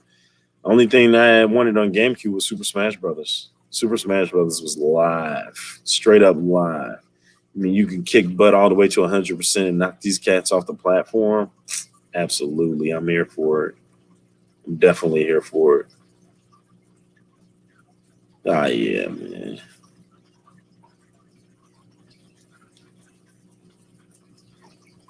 Golden Axe, Double Dragon. You know what I did play on Sega Genesis though? Altered Beasts. Anybody remember that? It was in the arcade also. Normally they would have the Teenage Mutant Ninja Turtle. Matter of fact, Mr. Green has Teenage Mutant Ninja Turtle the original arcade game in his basement. And hella fun still. It still is hella fun. But Altered Beast, that was when you start off as a regular man. And you get to fighting these demons and these werewolf dogs and stuff. And when you fight them, a little grape pops out of their body. And when you get it, power up and you get stronger. So now you fighting some more. You get another grape, power up. Now you just a big diesel cat hitting. Then the next one you get after you get your third grape, whatever like on stage 1, you turn into a wolf. So it just flashes to a cutscene of you. Now you're a wolf. You in there fighting. You always got to turn into whatever it is to fight the boss. If the boss came and you still a regular man, the boss would leave until you got another grape to become something big enough to fight him. Man, you could turn into these pterodactyls that shoot these electricity out their mouth. Man, Altered Beast. There it is. Now, Natural Aquarium know what it's about. Sega. The thing I hate about Sonic is, man, you be running so fast through that everything. You be missing stuff sometimes. Sometimes you gotta go back and want to get something else, jump off the little springboard. But you could get like 100, like 98 coins. How many it took before you got an extra life? Like 100.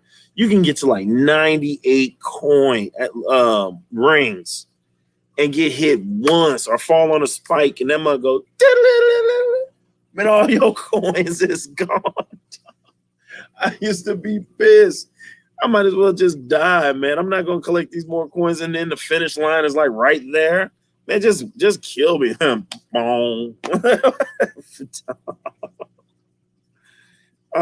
man, that sucked, bro. It's just all your coins. You just see how boom.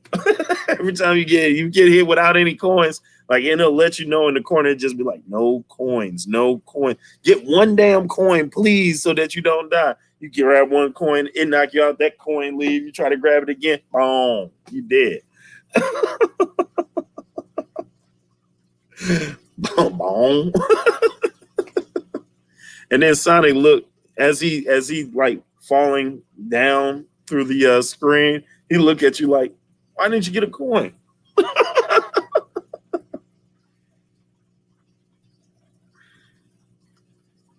Are you ready to join the Oasis? Ready Player One.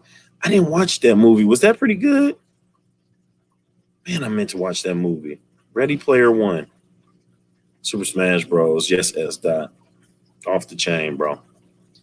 Off the chain.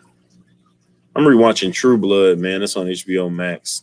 Man, I love that series. Suke. Suke Stackhouse. I love you. I'm a vampire. I'm a vampire, Suke. Suke.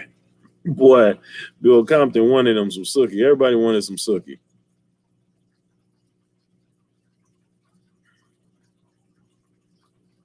I have to run errands that do not require your presence.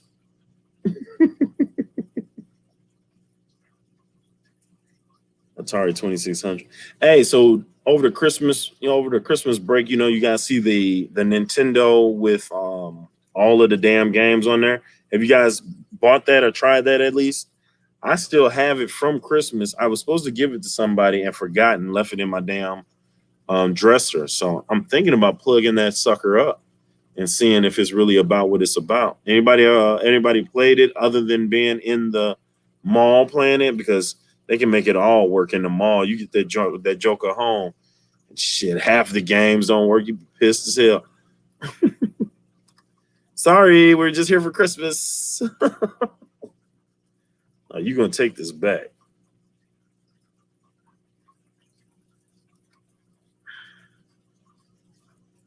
Hey, what are we talking about now? You forgot to give it. Yeah, I don't know who I was going to give it to. I think I had like two things to give them. It was my son. I gave him too much stuff already. I forgot. I got the hacked original Xbox. That sounds like fun, actually. It seemed cool and legitimate. I'm gonna start that Joker up this week, and then I'll let you all know. Because I saw another one in the other mall, and I think they wanted like 50 for it, and I think I got mine for like 30, or vice versa, one or two. I got one with all the games built in. I like it. Are they all Nintendo games? You were going to give it to me, remember? You were not on my Christmas wish, Danny Weshy. Dude, say this. Mario Kart tournament. Oh my God. Have you guys played this on? This was on Super Nintendo, though, right? Mario Kart, right? Yeah. Super Nintendo Mario Kart, where you plug in with everybody, and all you do is go into the tournament edition. You get 3 balls that circle around you. Balloons. We'll call them balloons, because every time they pop one, you know what I'm saying, you try not to get hit. After all your balloons are gone, then you're out. Man, that mug used to be hella fun, because you get the red shell. The red shell was heat seeking, bro.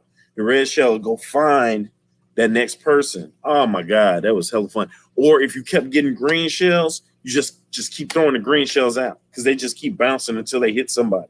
So now you got, and let's say you really good, and the other person you playing with is really good against is really good. So now y'all just maneuvering, right? It's green shells going everywhere. You escaping red shells. Oh, miss me. Oh, boom. Now you throwing out banana pills, G. Banana pills. Boom, the banana pills is going out. The green shells are going crazy. 2 green shells hit each other. Boop. That brings 2 of them out of the game. But you just boom, boom, boom. You got another green shell. You throw that mug straight out, but it comes straight back at you. Boom, pops one of your balloons. Now this is happening to you. So now you rolling around with 2 balloons. You still trying to get the other one. So you got to find another one to get over. You roll over it. Boodle-doo, boodle-doo, boodle-doo, boodle-doo, boom, boom. It's a mushroom. All that does is make you go faster. But that's cool. You hold on to the mushroom, because now he's after you, right? He's behind you. He somehow got behind you. So you know how he got behind you. But he's going to shoot out a red shell at you. It's coming for you. You see it in the background. You speed up with the mushroom. You hit the corner. The mushroom hits the corner with you. You hit another corner, and it hits the wall. Boom, safe, right? Now you got to go find another one. boodle-doo, boodle-doo, boodle-doo, boom, boom, boom, boom. It's lightning, G. It's lightning. It's a lightning bolt. Boom.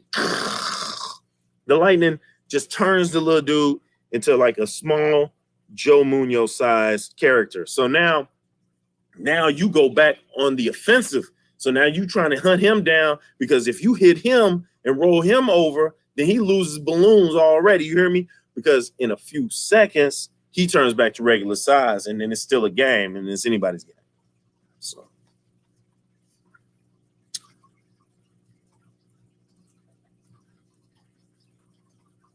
you can still play Oregon Trail on PC. Dude, Oregon Trail, I remember that from 5th grade. God, I hated that shit. Man, I kept getting dysentery. I was so pissed. Oh my God. And why you only had 2 bullets in the gun? Man, you missed the buffalo. You tried to shoot the bunny rabbit. Now your mama died because she couldn't eat. Like, oh, damn it, mama, no. Not mama. Your mama died of starvation. Your son died of dysentery. No, not my baby. Oh my God. Oh man, let's say we get down on some 007 GoldenEye on 64. My partner had it. My partner had that game on 64. And after school, we would go over there and we would play 4s. Whoever got the golden gun would shoot and kill, man. 1 bullet take you out. Man, that game was da-da-da-da. Just be dead. Mike Tyson's punch out. It rears this ugly head again. See Mike Tyson with his damn gap in his tooth. Can you beat Mike Tyson? Man, Little Mac, man, he was trying his best to get him, boy. You can breeze through those first 3 people first. Whoever had trouble with King Hippo at very first, like before you knew what to do. Man, you be trying to hit King Hippo in his face, all he do is laugh, and you be like, man, what's up with this dude? Then you notice that you hit him in the stomach, and he got that Band-Aid over his belly button. Like, I see you take body shots. Huh?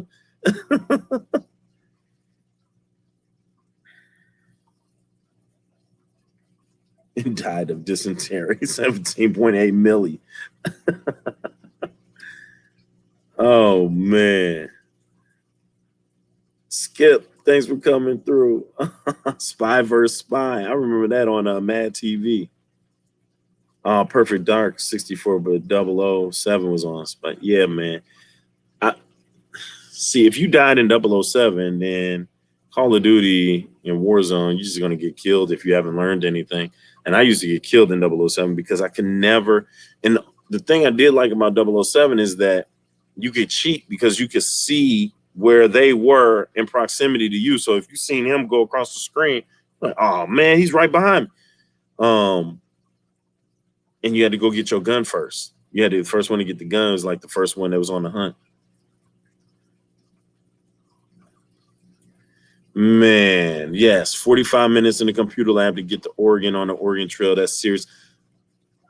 I've got a question for everybody, and I hope somebody knows what the hell I'm talking about. I'm putting in the chat, who remembers, because it was right around the time I played Oregon Trail.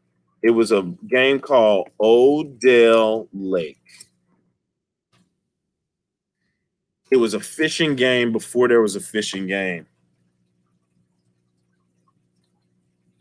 Who remembers Odell's Lake? You started off as like a rainbow trout, and then you would be the fish, and then you would, there would be somebody who would sprinkle fish food onto the lake, and you could decide to go get it or you could pass it up. Or there was some fishing line, you could go past it, or you could go try to bite it. Or there was a smaller fish that you could try to get, and let's say you went for it and you got it, and it ended up being a fisherman's line, and it will pull you up and you would be dead. And it was straight 8-bit So it would just like you would just see the fish go after.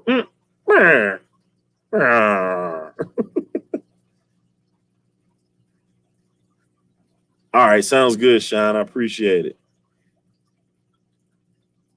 Man, Oregon Trail. Oh my God, that's ain't gonna do nothing but piss me off. Oh, it's gonna piss me off. But I'm gonna play it. I'm gonna definitely play it. I'm about to go play this sheet. I heard that. The worst video game ever is the question. What's the worst video game ever?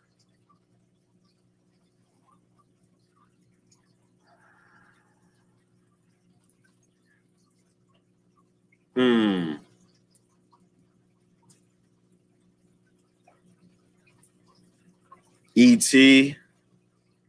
E.T. the extraterrestrial, best and the worst game ever. On PC back then, it was all on. I was all on Doom, and everything changed after PlayStation had their version of Diablo. I remember both of those. Back then on a computer, it was Wolfenstein 3D. Wolfenstein 3D. I remember that one. Sean says ET was horrible. Also, I think ET was probably the worst game ever. Why was ET the worst? I don't even remember playing ET, man. Odell Lake was the worst game ever. Are you just saying that because the way I described it, or did you actually play it? Every Madden after 2012. Sean, you still have Wolfenstein 3D? That's crazy. I was Safarius.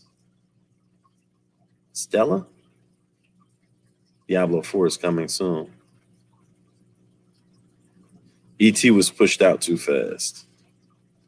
I was afraid of ET. Yeah, hey, Stella, on the low, he used to creep me out too, bro.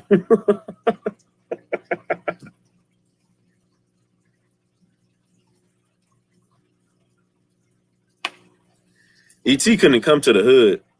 ET would have came to the hood. They would have lit ET up, man. Especially they seen that spark on his finger. They'd have thought that mug was a whole burner. Like, hey, yo, you shooting, yo? ET wouldn't have made it. He wouldn't have made it home. Nowhere. He wouldn't have made it out the. He wouldn't have made it out the hood. ET lucky he landed in Pleasantville, wherever he was at. Where's it? Detroit? No. Where was he at? Wyoming? One of them Daytonas? I mean, one of them Dakotas. Most versions of ET had an out you would fall in near the beginning of the game and let you fly out. I never played ET, but I did watch the documentary explaining why it was the worst. God, really? I don't remember playing ET at all. Y'all remember Pitfall on the PC? That was pretty fun. You had to swing on the vines and hope you didn't get bit by the crocodiles. It was like the old school Temple Run. Pitfall. Damn, that was back on floppy disk. Remember floppies? Like the big joints.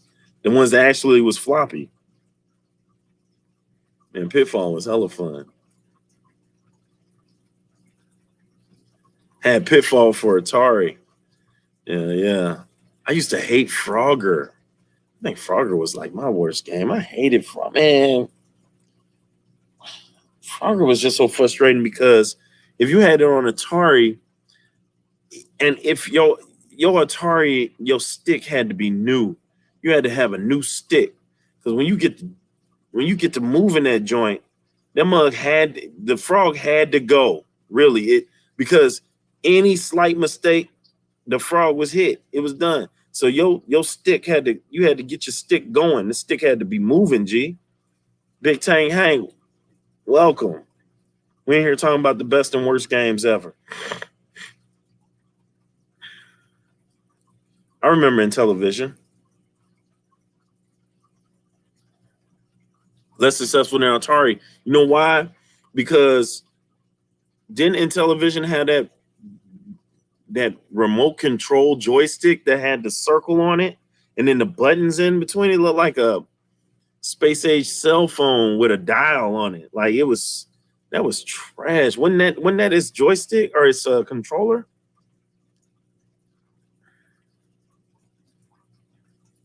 Dig Dug. Remastered Crash Bandicoot. I remember Crash. Crash Bandicoot was a knockoff of something else though. It was something else that was just like Crash, right? No. Bandicoot was the first. Banjo Kazooie or Kablooie or whatever the hell the bear is. He is the knockoff of Crash Bandicoot. I actually like Spyro the Dragon from somebody. I think somebody said that before on a Nintendo 64. Right on, Big Tank. How about the biggest difference between the arcade version and the home version? I tell you what was a okay, so Ninja Turtle.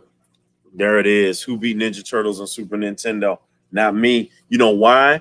Because whatever the board is where you go topside and you had to keep going through these different sewers to get to the part where you go topside and you end up getting hit by a car. Like, I don't understand how you a whole ninja in the sewer. In the sewer, you a whole ninja. You jump, kick, flip, throw ninja stars, swords, bow, everything. You go up into the real world and you about this big and a car flattens you, bro. Like, you can't jump over the car no more. And the way the Ninja Turtles, they made them guys in the new movies, them guys is bigger than the damn them Ninja Turtles are scary as hell. Yeah, Big Tank, Joust, Pac-Man, always a classic. I did love Joust too. Joust was hella fun. You start off on that ostrich, then I go.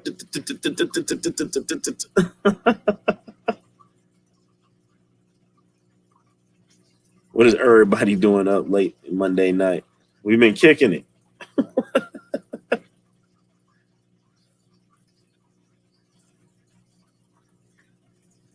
Yeah, Joust. Oh, Shinobi. I remember Shinobi. Spent a lot of quarters on that game. I remember Kung Fu. Hell yeah, I remember Kung Fu. Um, what was that? What was that kid? What's his name? Kid Chameleon on Sega Genesis. Anybody remember Kid Chameleon or Kid Icarus on Nintendo? That was a good one. It's another kid, beautiful Joe. Beautiful Joe was fun. Mega Man was fun. Yes. Bull racing on Macintosh, black and green. Bull racing. Stella said a summer break to fun. I also like Metroid. Metroid was hella fun. I did like Metroid too. Yeah, we mentioned Contra, Stella. I said that first. That was my one. Contra. I need to plug in this Nintendo. If I do that stuff now, I won't make it to summer school in the morning. This chat is out of control and needs counseling. I never liked Donkey Kong, really rounded.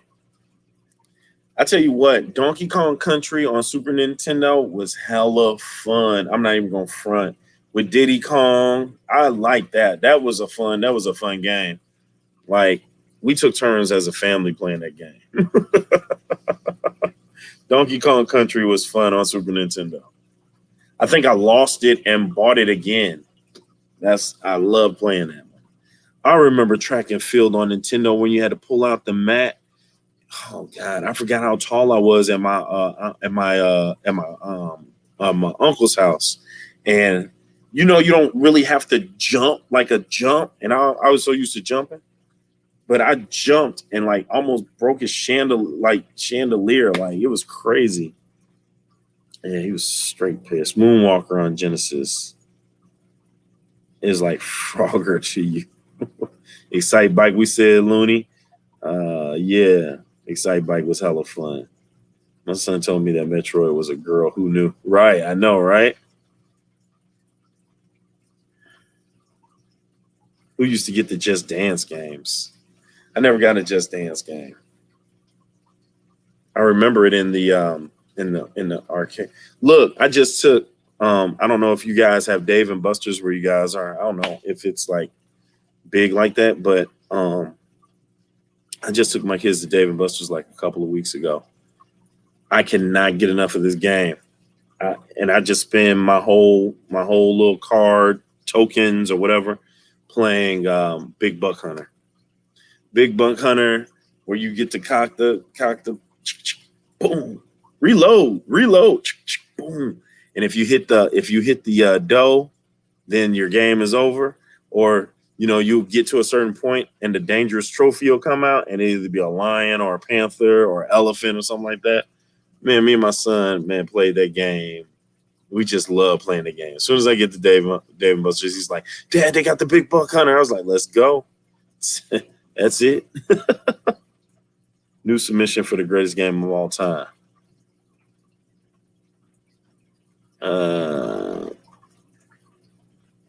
Good old dog and duck hunt. Gran Turismo is, I like that game.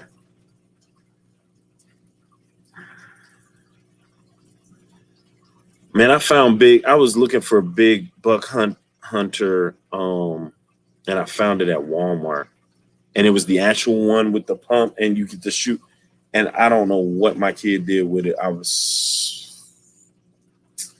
pissed because now you're going to pay some grip for it if you're going to try to find it from somebody. All right, Stella D, go to work in 6 hours. Be easy. I think my first student comes to me at 9:30. Do you know how the duck hunt gun works? No, what she tell me? Guitar Hero is classic, timeless, perfect for all ages, all races, everybody. Guitar Hero you can find. Man, Guitar Hero is hella fun. I used to play Hotel California. That was hella fun. The original Crackdown. I remember that. It senses light, and when you pull the trigger, the screen goes blank, other than the dog and the ducks.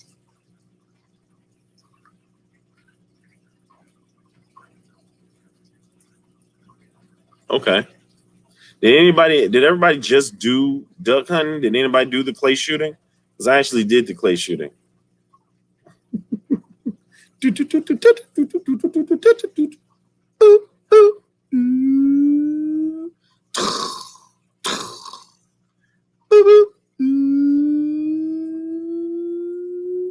The further it goes, if you hit it, you get more points. If you hit it like as soon as they release them, like 100 or 200. But if you let that mug go,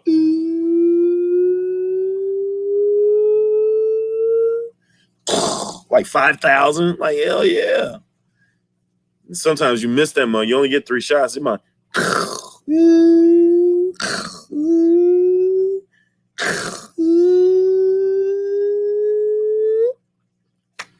Zero. Later, Aqua. Trap and skeet.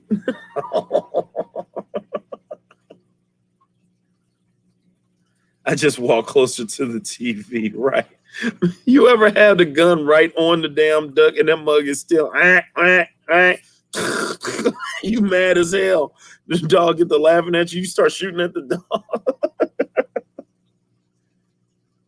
Gunsmoke game on NES. I never played Gunsmoke game. Gunsmoke. Wait, is that the? No, I don't think that's the one.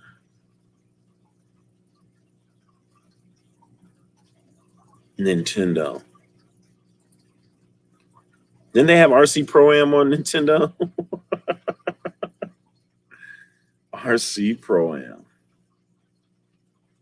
Buried my shell at Wounded Knee. Based on a Western TV show. Okay. Damn, they actually had a Gunsmoke game? That makes sense, though. Wait a minute. Is that the one where You go through the taverns and stuff like that, and the stuff pops out at you and you shoot it. Triple J. Duke Nukem, casual, back with a vengeance. Yes, Duke Nukem. I do remember that.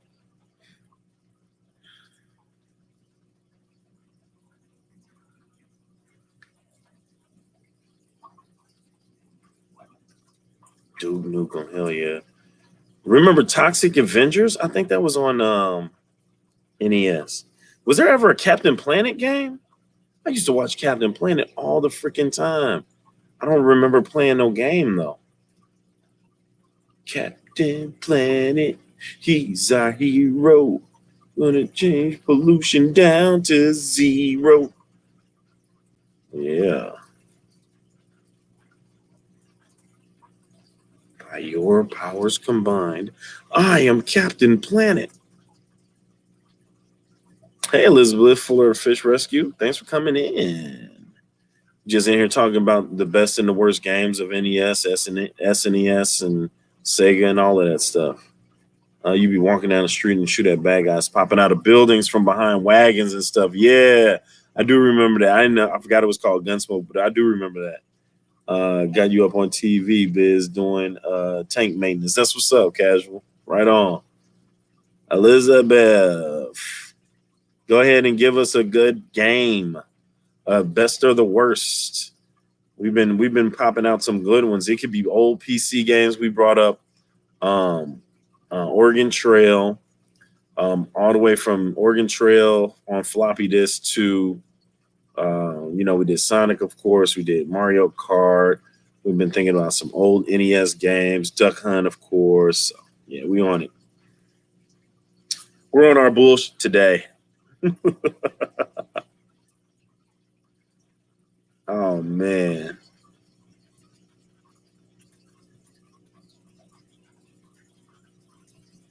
Go old school arcade Galaga. Timeless. Miss Pac-Man, Pac-Man. Um, Dude, do y'all remember? Oh my God, wait a minute. What was the name of it? Y'all remember Asteroids? That's like the first game I played on PC. You just get the little ship, and if you hit the space bar, depending on how long you hold it, is how fast it goes. I used to hold that joker down, and that mug would just go off the screen, and wherever it goes off, it comes back. So like if it went off, I don't know, where's my finger? If it went off the, I don't know. If it went, wait a minute. If it went off the screen here, then it would come up under the screen here. And if you got that mug turning, that mug will go woo, woo, woo, and come back from underneath. Woo, woo, woo. It'd be all asteroids coming around, and you just be shooting in circle. Asteroids get smaller and smaller. Leisure Suit Larry, I never played it, but it looked fun. I think it had an MA rating on it, and I thought I wanted to play it because I thought Leisure Suit would get him a little action in college. I was like, dude, if this little guy gets to smashing on this game, I'm a fan. Centipede, I do remember Centipede. Sonic Knuckles was a special cartridge you could get plus other Sonic games and to play as Knuckles. It was awesome. Right on, casual. You missed my clay shooting. Like you could play duck hunt with one duck, two duck, or you could go clay shooting. If you ever played clay shooting, they be shooting out those clay. They go. Boop, boop, boop,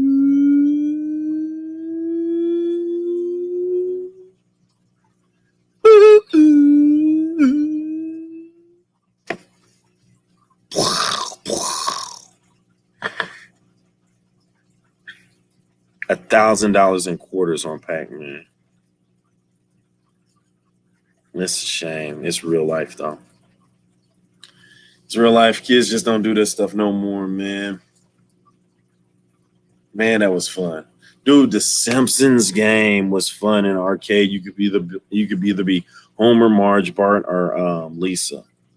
Bart would smack people with a skateboard. Homer would duff them up with the 1 and 2. Marge would hit people with her vacuum cleaner, and Lisa would hit people with what? Ding, quiz. What would Lisa hit people with? Tetris always. Oh, I remember Game Boy. Oh my God.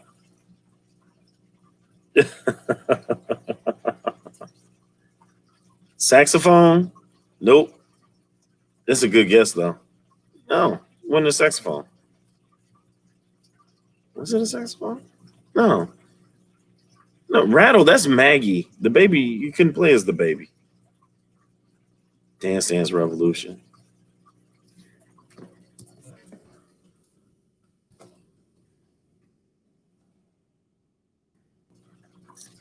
I'm still a Tetris addict to this day. Yeah. It was a jump rope. Lisa would hit everybody with a jump rope. I played a saxophone. Tetris used to, man, remember when Game Boy first came out? Oh my God, that was hella fun. And then, like, you would always just try to beat your score, and you would always try to stack. You would stack your light ones up, and you would leave that space for that long boy, and you'd be waiting for that long boy to come, boy. When it come, you hit it on the vertical, and boom. Once it go down, it go it like 3 times, and then it'd be gone. You'd be like, hell yeah. But if that long boy don't come, you got to figure out where the rest of that stuff gonna go, and then that might just be over. Remember when you could plug in with a friend and go heads up with the Game Boy? Man, you be waiting to get that long one, and if they get that long one before you do, then all of his extra bricks go to yours, and your stuff go all the way up. You'd be like, God, man, I almost got him. I almost got him with the long one, man. Where's the long one at, G? Trying to find that long one in Tetris and waiting for that joint, man. Used to be pissed trying to find that mug. It wouldn't come. Anybody ever ate Gardettos, the trail mix snack? You got them brown croutonish. Man, those are my favorite. There actually had to be a lot of people's favorites because they made a bag of just the brown croutony, whatever those are. But you'd be always trying to find that one in the bag of Gardettos. You'd be like, God damn, man, what happened to where's the thing? Where the one at? Ride chip. Is that what it is? Is a ride chip? Dr. Mario. It was kind of like Tetris. I remember Dr. Mario. You remember Snake on the cell phone? Hell yeah. They tried to, the kids were playing, the high school students were playing Snake IO. And they did a different version. Of course, it's a 3D snake now, and then you could go ahead and eat other snakes and get bigger and stuff like that. I was a beast at Snake. I had the whole screen filled. Danny, the screen was about that big when you was doing on your damn Nokia playing Snake. It was just like 3 times around, but it was like hella fun. If it passed the time, you'd be like, oh, number 1. Thank you, Terry Green. Thank you, sir. Def Jam Fight for New York. Hell yeah. Matter of fact, I still got it.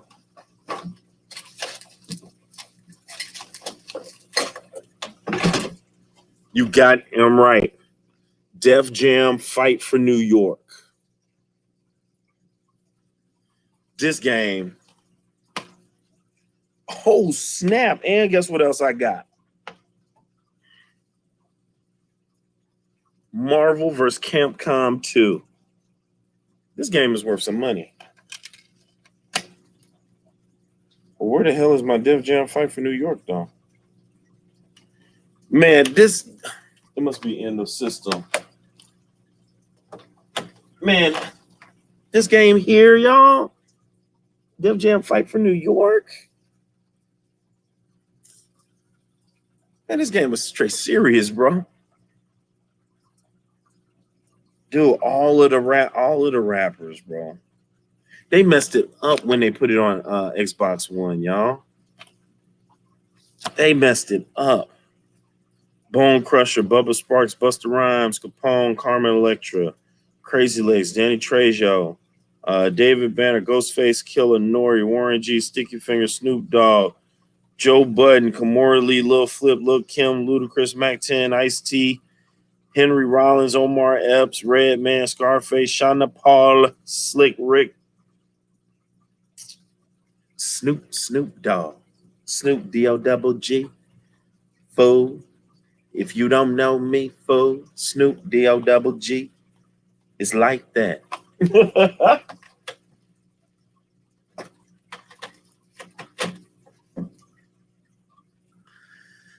Man, that mug was dope, man. Man, that took me all the way back. I love that game. E40 on that beat. E40 on that beat. I remember I had a Jerry curl and I knew it was the dopest hair. My curl was the stuff because I saw Ice Cube. I saw Ice Cube in the airport one time, and he was like, "Yay, yay, we'll see if we live yet." I was like, "Yeah, you already know what it is." What's cracking? What up with it? Hello? What up with it? Yo. Yeah, what's up? Oh, y'all trying to load up? I'm still on my live stream.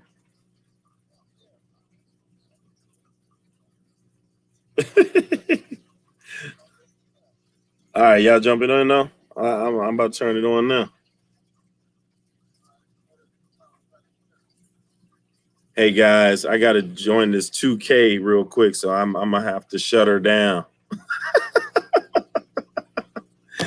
2 hours and 42 minutes, man. That's crazy. Russell Simmons got some gat on that video game. Yeah, man. Look, we done grew up from all those old games to now we in the newfangled games. I hate these kids nowadays, man, on these games, man. They just have no respect.